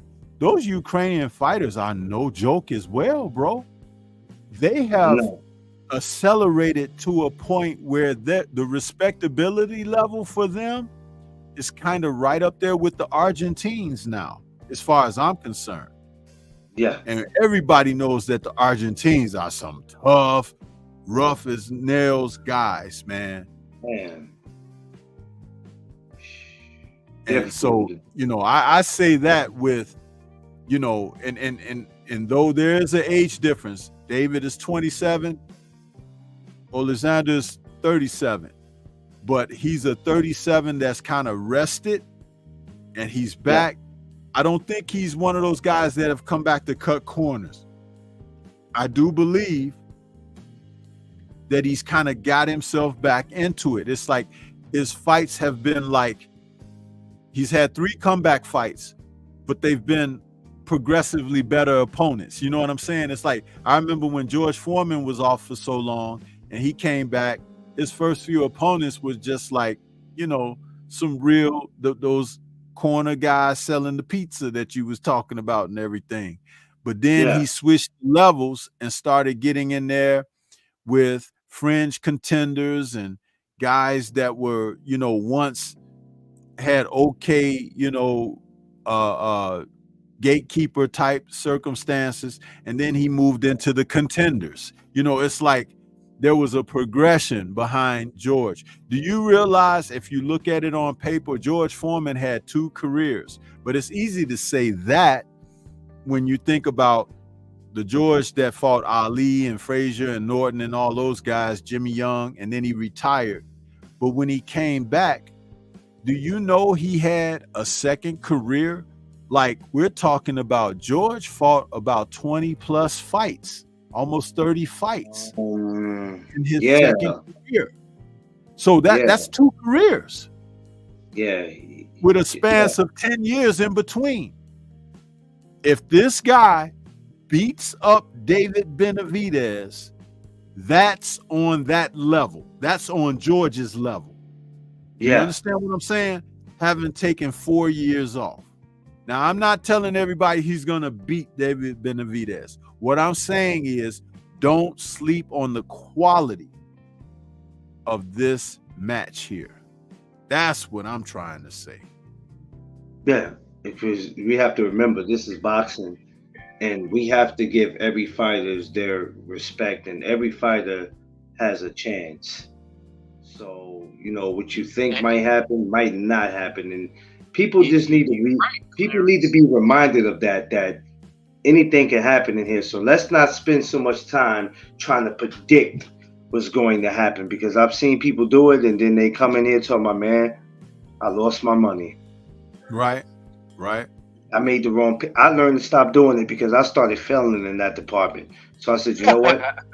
Yeah, I said, yeah, and you don't want to argue with your wife. That's a problem. Let me share this based on what you just said, Clarence. I'm gonna share this little story real quick. A guy who used to be a colleague of mine, he's no longer a colleague because his love for the sport and everything, and my love for the sport, he was more fanboyish, and he loved only a couple of fighters and thought that they were all boxing and everything. And when those guys lost and had, you know, what happened to them in their careers, everything came crashing down for him.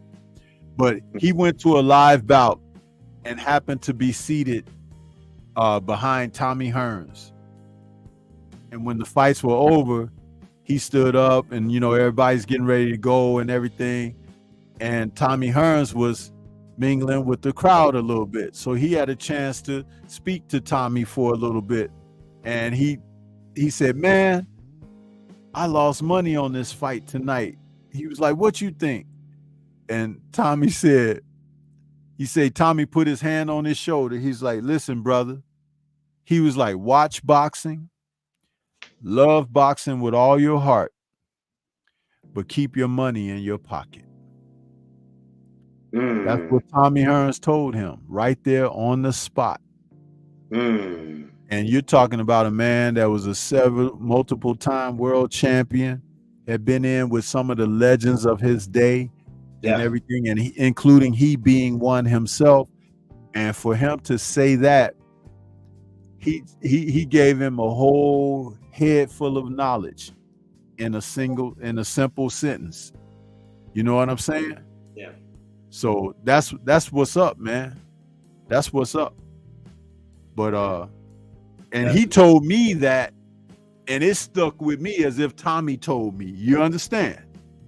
Yeah. Because those are words of wisdom and advisement from someone who was involved in it about as deep as you could be. Yeah.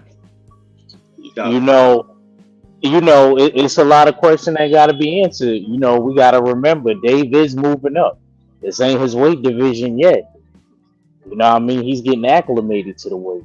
So it's a lot of things that we don't know yet. We don't know if, you know, the power is going to be there when he gets up there, because these is dudes closer to his size. So they're able to absorb the punches better.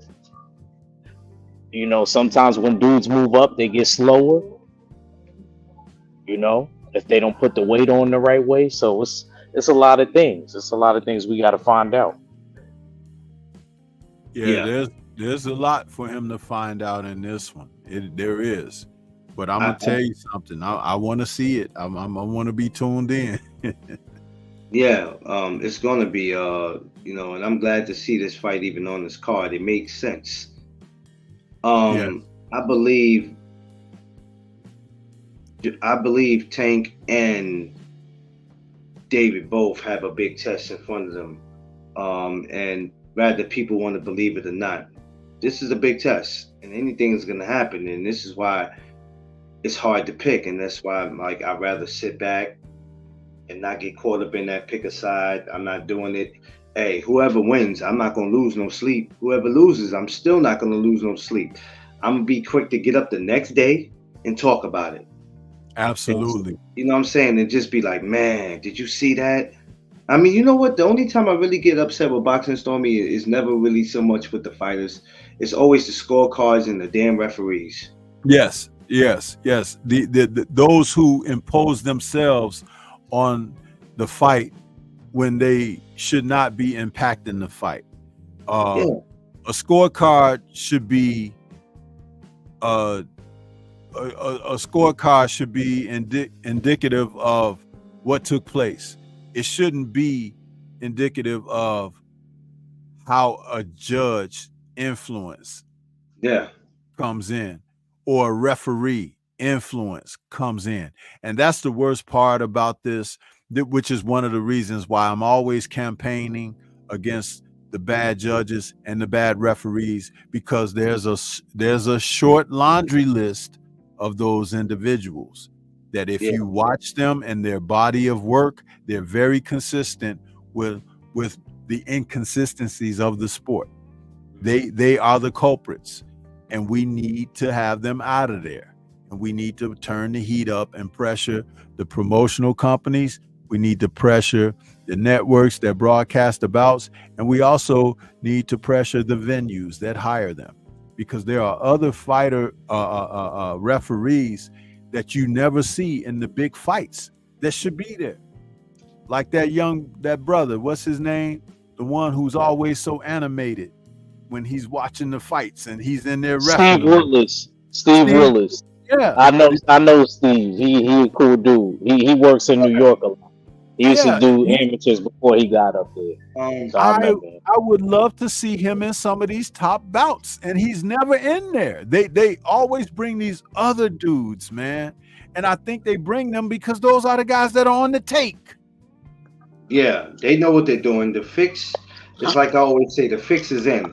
I got to a point now when I see fights now and I get familiar with referees, and when I see certain ones, I try to give him credit. Like, okay, he's a new referee, and then you find out that he's been doing it for a little while, and you're like, okay, you try to give him a chance, and then you're like, man, this is some bullshit. Where did they get him from? This is crazy. And before we had social media like we do now, there was a very good referee that was coming up. He would have been a great replacement, because you always had guys like Mills Lane. And Mills Lane was a judge, outside of professional boxing. He was a real life judge. So you can't compromise Mills, you know what I'm saying? Yeah. You couldn't, because the law and everything backing him and all of that. He had a lot behind him. But there was one referee that I really liked, and I was starting to really pull for him. And then, unfortunately, he lost his life. The word had it that he deleted himself. But now, knowing what I know about the sport, that I've learned so much more from that point of when he left the living to this point, I wouldn't be surprised if he was helped along, because his integrity was solid in the ring. And I'm going to say his name, Mitch Halpern. Oh. Mitch Halpern was a damn good referee. He refereed the Tyson and Holyfield first fight. Yeah. He did a number of fights, and he was willing to stand there and give interviews in post fights. He had been in a couple of matches where there was some controversial stuff that happened, and he had to make decisions, but he would always stand there and let them interview him, and he would stand on principle and tell you what his thoughts were, what he was dealing with at the moment of whatever transpired. He was very good, bro. He was very good. And he was a young referee.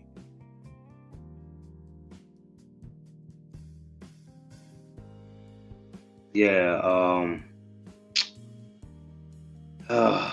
yeah, it's crazy. I almost forgot about him. But you know who I'm talking about, right? Yeah. Yeah. He did Trinidad's fight, I believe. One of Trinidad's fights. He did. I can't remember who it was, but yeah, I can't forget him. Yeah, he was a very good referee, a quality referee. Yeah. But let's move on now, brothers, to this main event.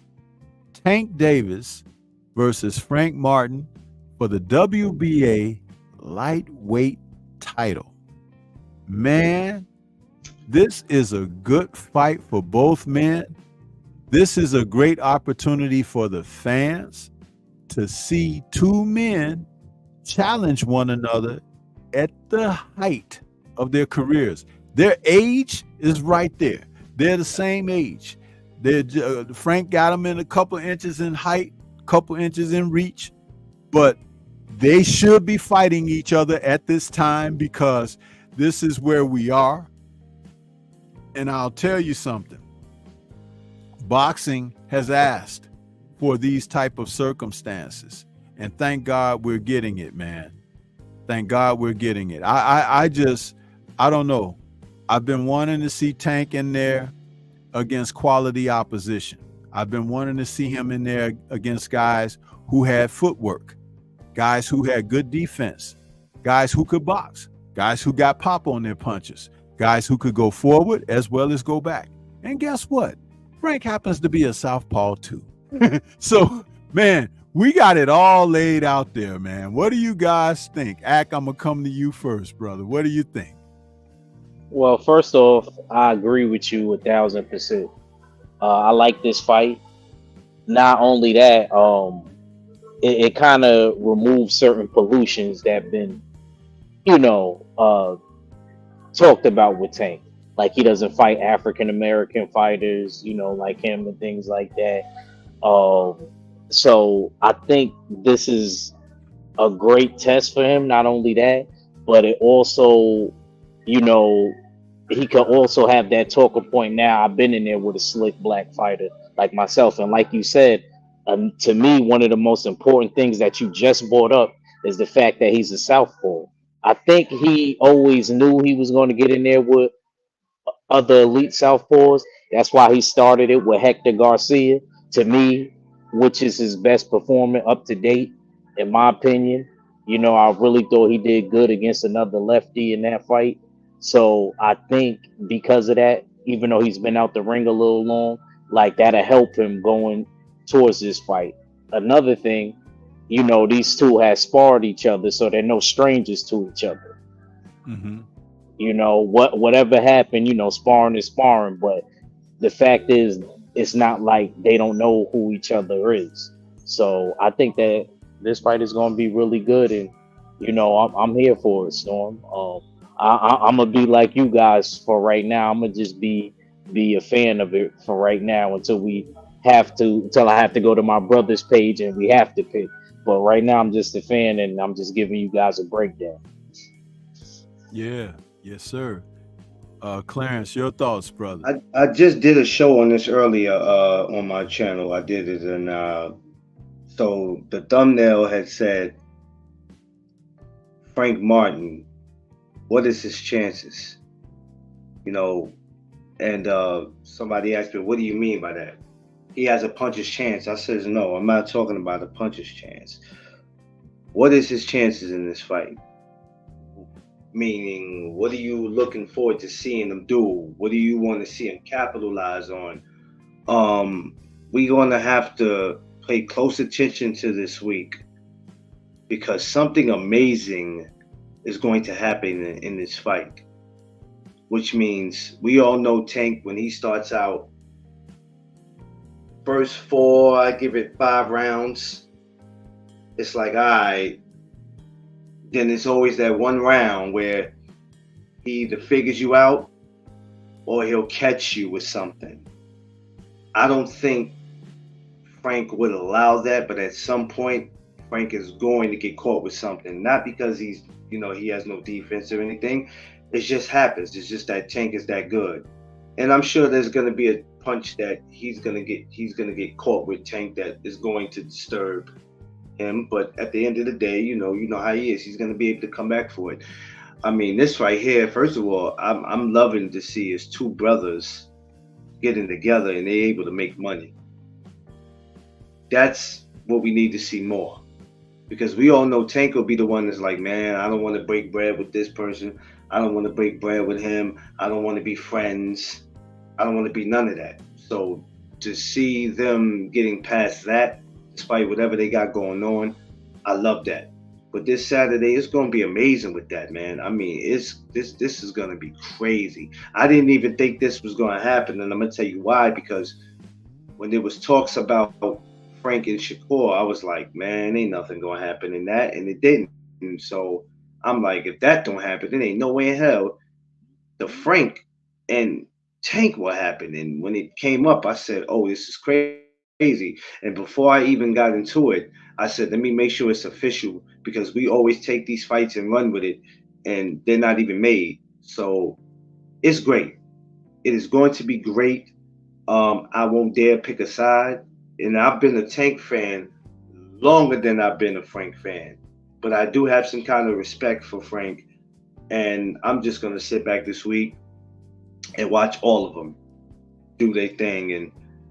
But one thing we have to know for sure this week, gentlemen, somebody old has got to go.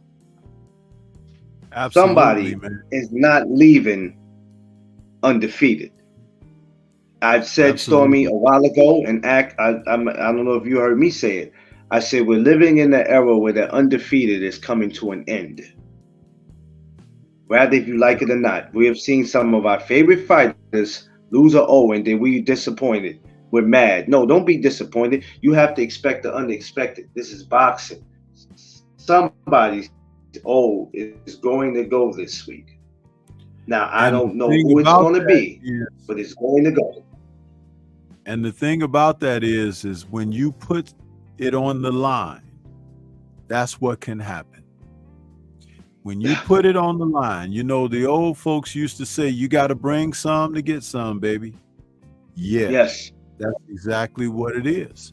And in boxing, that's always been what it is. You know, it's like, it's just that we got into this era of this last heavy influencer who made it seemingly really important that being undefeated made you somewhere superior to everyone else.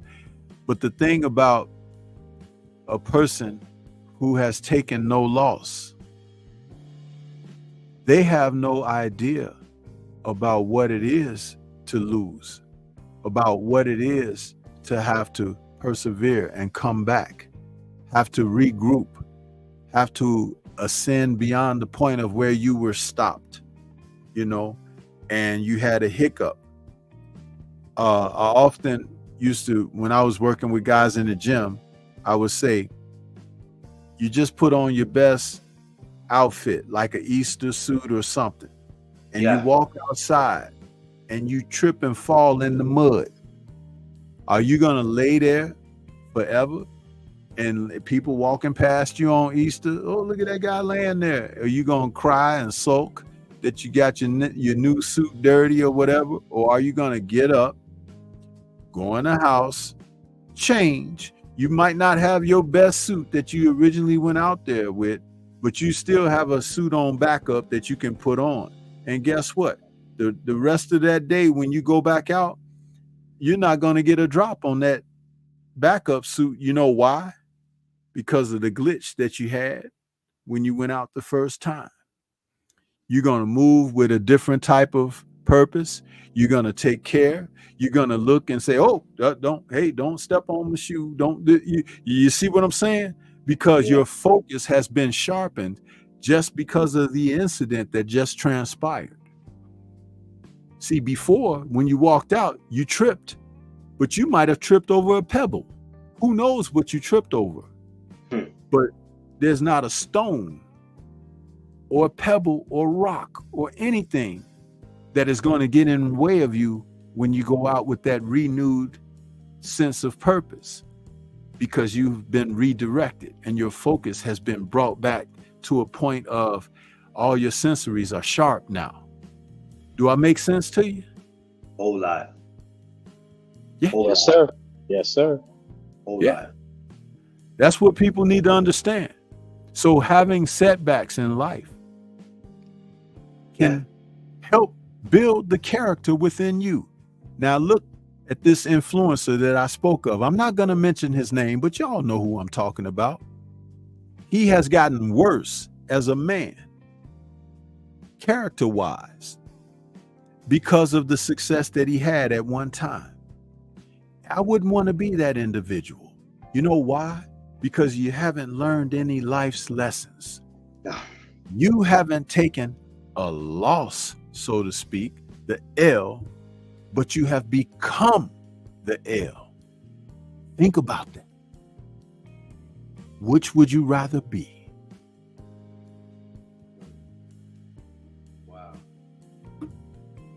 Yeah. Yeah, yeah, that makes a whole lot of sense. And like you said, a lot of these guys, if you never took one, you don't know how it feels.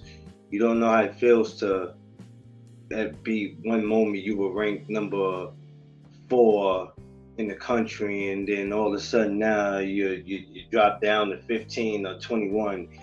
You don't know that, man, and you have to work your way back up to the top. A lot of them don't know. They just went on and been undefeated, left and rode off in the sunset.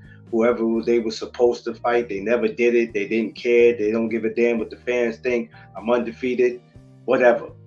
You know what I mean? And it's crazy because when we watch these guys lose, they now these other guys is like, damn. Well, I better stay away from the tough competition because if he can lose, damn, that could be me. So I'm gonna just keep on cherry picking. You know what I'm saying? And even with a cherry pick, you still have to be careful. So, but I don't know, Stormy. It's crazy, and like I said, this is why we need more fights like this. I need more fights like this, so I don't have to pick any sides. I could just sit back. It makes it easier for me because when I gotta pick a side, that sucks. It sucks when you already know who's gonna win. It's no fun.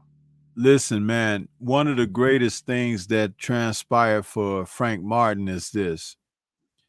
He had an opportunity in 2 different matches to gain the type of ground that is not easily accessible all at once.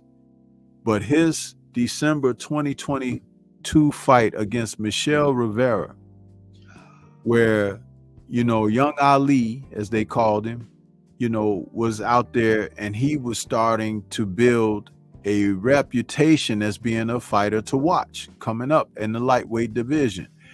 And Frank got in there and took on this guy who was boxing well, looking good, and Frank took him apart. Frank took the guy apart, had him down, and really just bested him. That wasn't a pushover fight.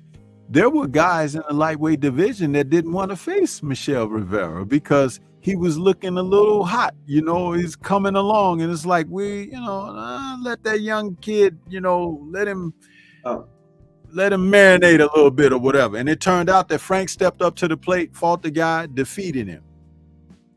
But what also happened was, after that, in July of 2023, he took on that Artem Harutnyan, and that guy was no pushover. That guy came in there like he didn't give a damn who Frank was, and he was trying to win. He was trying to go all upside Frank's head and everything. He was one of them strong young guys from a third world country, and he came in there and he provided a challenge that was kind of unexpected, but then again, if you know boxing, it is expected. And guess what was tested in that fight? Frank's resolve, because he wasn't having his best night, but he still won. He still was able to pull out a victory by not necessarily being at his best.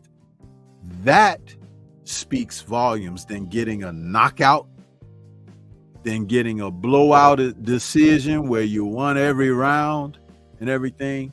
But now, when you've had a tete-a-tete, when you've had a tug of war, you've proven that if it gets down into the mired muck, you can pull it out. That's very interesting, because now he's fighting a guy that sentiment says he don't stand a chance. That's enough bulletin board and motivational material for anyone who's hungry, isn't it? That is ready-made type of situation where the table is set. All you got to do is sit down and eat. And that's what I like about this match. That's what I really like about this match. And Tank barks, he talks, he tweets, but at the end of the day, no one outside the ring can help you. You have to be able to back up your talk. And Mike Tyson said this himself after he fought Razor Ruddock the first time. He said, because, you know, they were talking about the two men could punch, you know, both had tremendous punching power going in. That first fight where Richard Steele stopped that fight in the 8th round. Yeah. Prematurely, 7th or 8th round. Mike Tyson says, I always knew that not always the guy with the bigger punch wins. This is coming from a slugger who won most of his matches by knocking the other guy out. Now, what does that have to do with what we're talking about here, Stormy? I'll tell you. Tank Davis has been known to lay people out. He has. But what if you don't?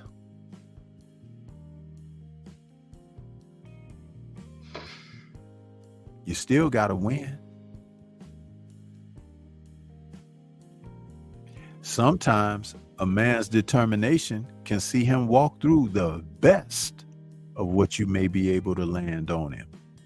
Just ask Danny Dubois from last week, a couple weeks ago, when he was being hit by Philip Hergovic. Yeah. Who talked and boasted about how he beat Dubois up in the gym and all of that kind of stuff. And we've seen Dubois get stopped by Joe Joyce and Alexander Usyk. But we saw him come back against Jarrell Miller, and we saw him call Hergovic out after defeating Miller. That didn't sound like a guy to me who got beat up in the gym and sent on his way and all of that. That sounded like a guy who was hungry enough to say, let's settle some scores. Let's go after this and get some business taken care of. And boy, did he do it. Did you see Philip's face after that fight? Now, Danny took some tough right hands. Yeah. But Philip, yeah, I seen his face falling apart like a Picasso painting, wasn't he? And the referees and doctors spared him, didn't they? Because I think Danny enjoyed rearranging his face. I think he really did. He probably never would tell you. He looked like he was having too much fun. Yeah, he definitely looked like he was having too much fun in there. Yeah. Definitely did. So enough of my, you know, stating these, you know, soliloquies or whatever, but my thoughts are as thus. I think it's a great fight. I can't wait to sit down and watch it. And we'll see what happens, you know, but it's like, it's great, man. We are getting some tremendous boxing. 2024 has been outstanding. And we're just at the 6th month of the year. Yeah, it's been amazing. And this is why I always stress to people on my channel, or whenever I get to talk to people, I always tell them, you know, y'all will find any and every reason to complain, right? Last year, after getting all the amazing fights that we got in 2023, you still complain. So this year didn't start off like last year, but it started off great. Still, we still getting a lot of good fights, and you guys still find reasons to complain. And I guarantee you, out of all the boxing we got this week, y'all asses will get up Monday morning or Monday afternoon or Monday night, and you'll find something to complain about. Not even Monday morning. As soon as the fight ends Saturday, you all will go live 2, 3 o'clock in the morning and complain about something, and you'll constantly complain about it versus just saying, you know what, it was a great fight, it was worth paying, and hey, who's fighting next week? You understand? No matter how good the fight is this week, We don't need to go 2 weeks talking about it. We don't like it's all right to bring it up once in a while, but let's respect that there's other great fights out there that's going to be made. And it's a lot of fights. I mean, it's a lot of stuff. If you got, we got Shakur Stevenson coming up July 6th. If you look at that card, Keyshawn Davis, Oshaki Foster, it's a mean card. We have a lot coming up. We just have to be grateful, and we have to look at what they're doing over at what the Saudis are doing. We have to look at how all these promoters are coming together and they're making stuff happen. I mean, we're gonna get ready to see fights that we probably can only imagine of seeing. Not because the fighters don't want to fight each other, it's because the promoters couldn't get along at one time, and now they're coming together to make some dream fights. You grown men are still going to find reasons to complain. But I tell you what, while you are complaining, I am going to enjoy this. I'm going to continue to pay for pay-per-views. I'm going to continue to support it. And that's it. I mean, if there's a fight you don't want to look at, or if there's a fighter you don't want to support, you don't have to go out your way to let the whole world know. Just don't support the fighter. Don't support the event. That's all. And let's not always look at the negative side of boxing. Let's look at the positive side. The positive side is we're getting some of the best fights, and let's just sit back and enjoy them. And that's all I'm gonna say on that, Stormy. Absolutely. I second that, man. I second that. So we're going to get ready to wrap this up, brothers. I appreciate the two of you coming in to help me bring this out. And I'm glad that I just didn't run through those fight cards, because the fact that you all came on with me gave us a chance to have a conversation about said fight cards. And I think we did a very good job. I think that we promoted this day of boxing like no one else is doing out there. We do that. I take that credit because I like to talk about the sport of boxing. I like to talk about the fights. I'm not talking about people's personal lives and all of that kind of foolishness. And I think that you brothers kind of tap right into that. And I appreciate your support in that. I really do. Let's get some final thoughts on this. And I put you guys links in the chat already for your channels. So I would like for whoever's out there that's watching us, it says we got over 30 people here right now. If you haven't subscribed to Clarence McLean, both he and the Jab Jamboree's links are in the chat there. Please give these brothers a subscribe, because they are worthy of hearing what they have to say about boxing.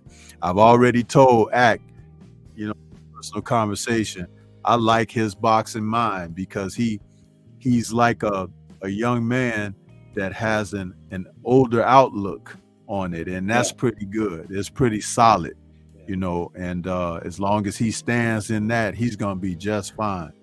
And Clarence, you do great stuff yourself. Of course, I subscribe to your channel, so I I tried want to, to out Stormy. there. You know what it is? Without you guys, I wouldn't be able to do it, because what I like to do is I like to take bits and pieces from everybody and not steal what they're saying, but I like to learn. I'm still learning in this game, and the problem is everybody wants to act like they know everything when they come up here. There's a lot of things I don't know, and if I don't, I never try to act like I do. I'll go do my research, or I just won't be a part of the conversation. But there's enough room for us to learn stuff. We're always not going to know everything. Absolutely.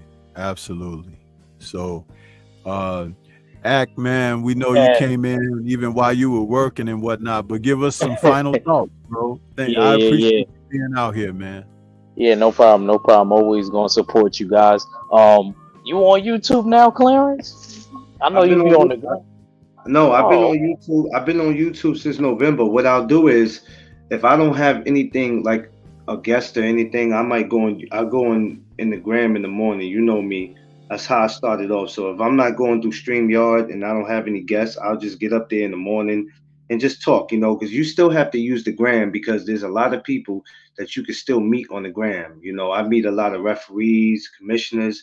So, the gram is still good. So, yeah, I still play around with the gram, though. But I'm on YouTube, though. All right, my bad. I didn't know that. I'm gonna definitely subscribe to you when we get off. If you ever need me on, you already know what time it is, bro. Oh yeah, You I want to gotta talk get. some No, I gotta get you and Stormy to come over to my house and kick it. I'm just not giving y'all nothing to drink. But that's cool with me because Stormy don't mess with them tweeds and he don't mess with them drinks. Them things that alter your mindset and your capacity to think logically. I don't Yeah, have nothing to deal with that, man. So exactly. if they gonna get me, they gonna have to find another way to get me because they ain't getting me through that means. They got too many of y'all already, so I ain't going. Yeah, but I appreciate the chance to cook with you guys. I'm gonna get back over here, man, and work. Make sure y'all subscribe to the Jab Jamboree. I mostly go on the weekends, like Saturday, and yeah, I'm probably gonna be talking about the fights before they happen. And yeah, man, appreciate Storm and I appreciate my bro Clarence. And Sir. looking forward to doing another one, man, when I got time. Yeah, Yes. absolutely, man. Yes. And Clarence, go ahead and give us your final thoughts, bro. First of all, I want to tell you, thank you, Stormy B, for having me up here. Act, you my brother. Love you, man. I ain't talked to you in a while. Um, y'all know y'all can find me on Facebook, Clarence McLean. Find me on Instagram, McLean Clarence. Go subscribe to the channel, No Doug Zone Podcast. I will be doing a Father's Day special this Saturday. I did a Mother's Day one, so I had to dedicate the mothers. I do it every year, so I will be doing the Father's Day special this Saturday. I haven't gotten the time I'm gonna do it, but I'm gonna set it up and I'll let everybody know. But please join me this week if you're not doing anything, fathers. All right, sounds good, man. Sounds good. Well, for me, it's just another day at the office, man. I've been out here doing what I do. This was a chance for me to do a boxing live stream since my brother Drew Titan is he's taking care of some personal matters, and we push our nerds show to next week, which we normally do on Mondays. But I'm always fit and ready to talk boxing. It's what I can do. I can do that in my sleep. Boxing and kung fu joints, that's what I am, man. So the fact that I had some people to come in and listen to me this evening and stay a while and enjoy what we had to offer, it makes me know that, it helps me to know that I'm doing the right thing out here. I'm doing the right thing by doing right by the sport of boxing. And that's what I try to do. So you guys can tune in to my premieres in the morning, typically at 8 a.m. Central Time, Monday through Friday. I have a premiere. Got one tomorrow morning. When we get off of here tonight, I'll finish up my one for Wednesday morning, but Thursday and Fridays are already set and ready to go. But this has been a great stream, man. We talked about 3 great cards that's coming up this Saturday, and that's what it's all about at the end of the day. Yeah. And I appreciate each and every one that tuned in with us, rock with us for the whole thing. And we got to do this again, brothers. We got to get you all out here. Clarence, I'll need you to send me a greeting to my Gmail. Then I can lock you into my Gmail so I can send links out to you. All right, I'll do it. Yeah, that way I don't have to do it like I did tonight, just by putting it in the chat for you. All right. And and then you'll be able to email me if you want me to come on your platform. I'll definitely do that. I got you. I'll do it that way. I got you. We'll do it that way. With that being said, brothers, we're gonna get out of here. If you guys could just hold pat one moment while I close us out with this, and then I'll speak to you briefly and let you guys go. I've got a moment to hear something from our brother, the Focus Ball. Get ready to take your striking game to the next level with the Focus Ball. Dramatically improved footwork, timing, head movement, hand-eye coordination, reflex, and overall fight IQ. It's lightweight and extremely portable, so you can train every time, everywhere.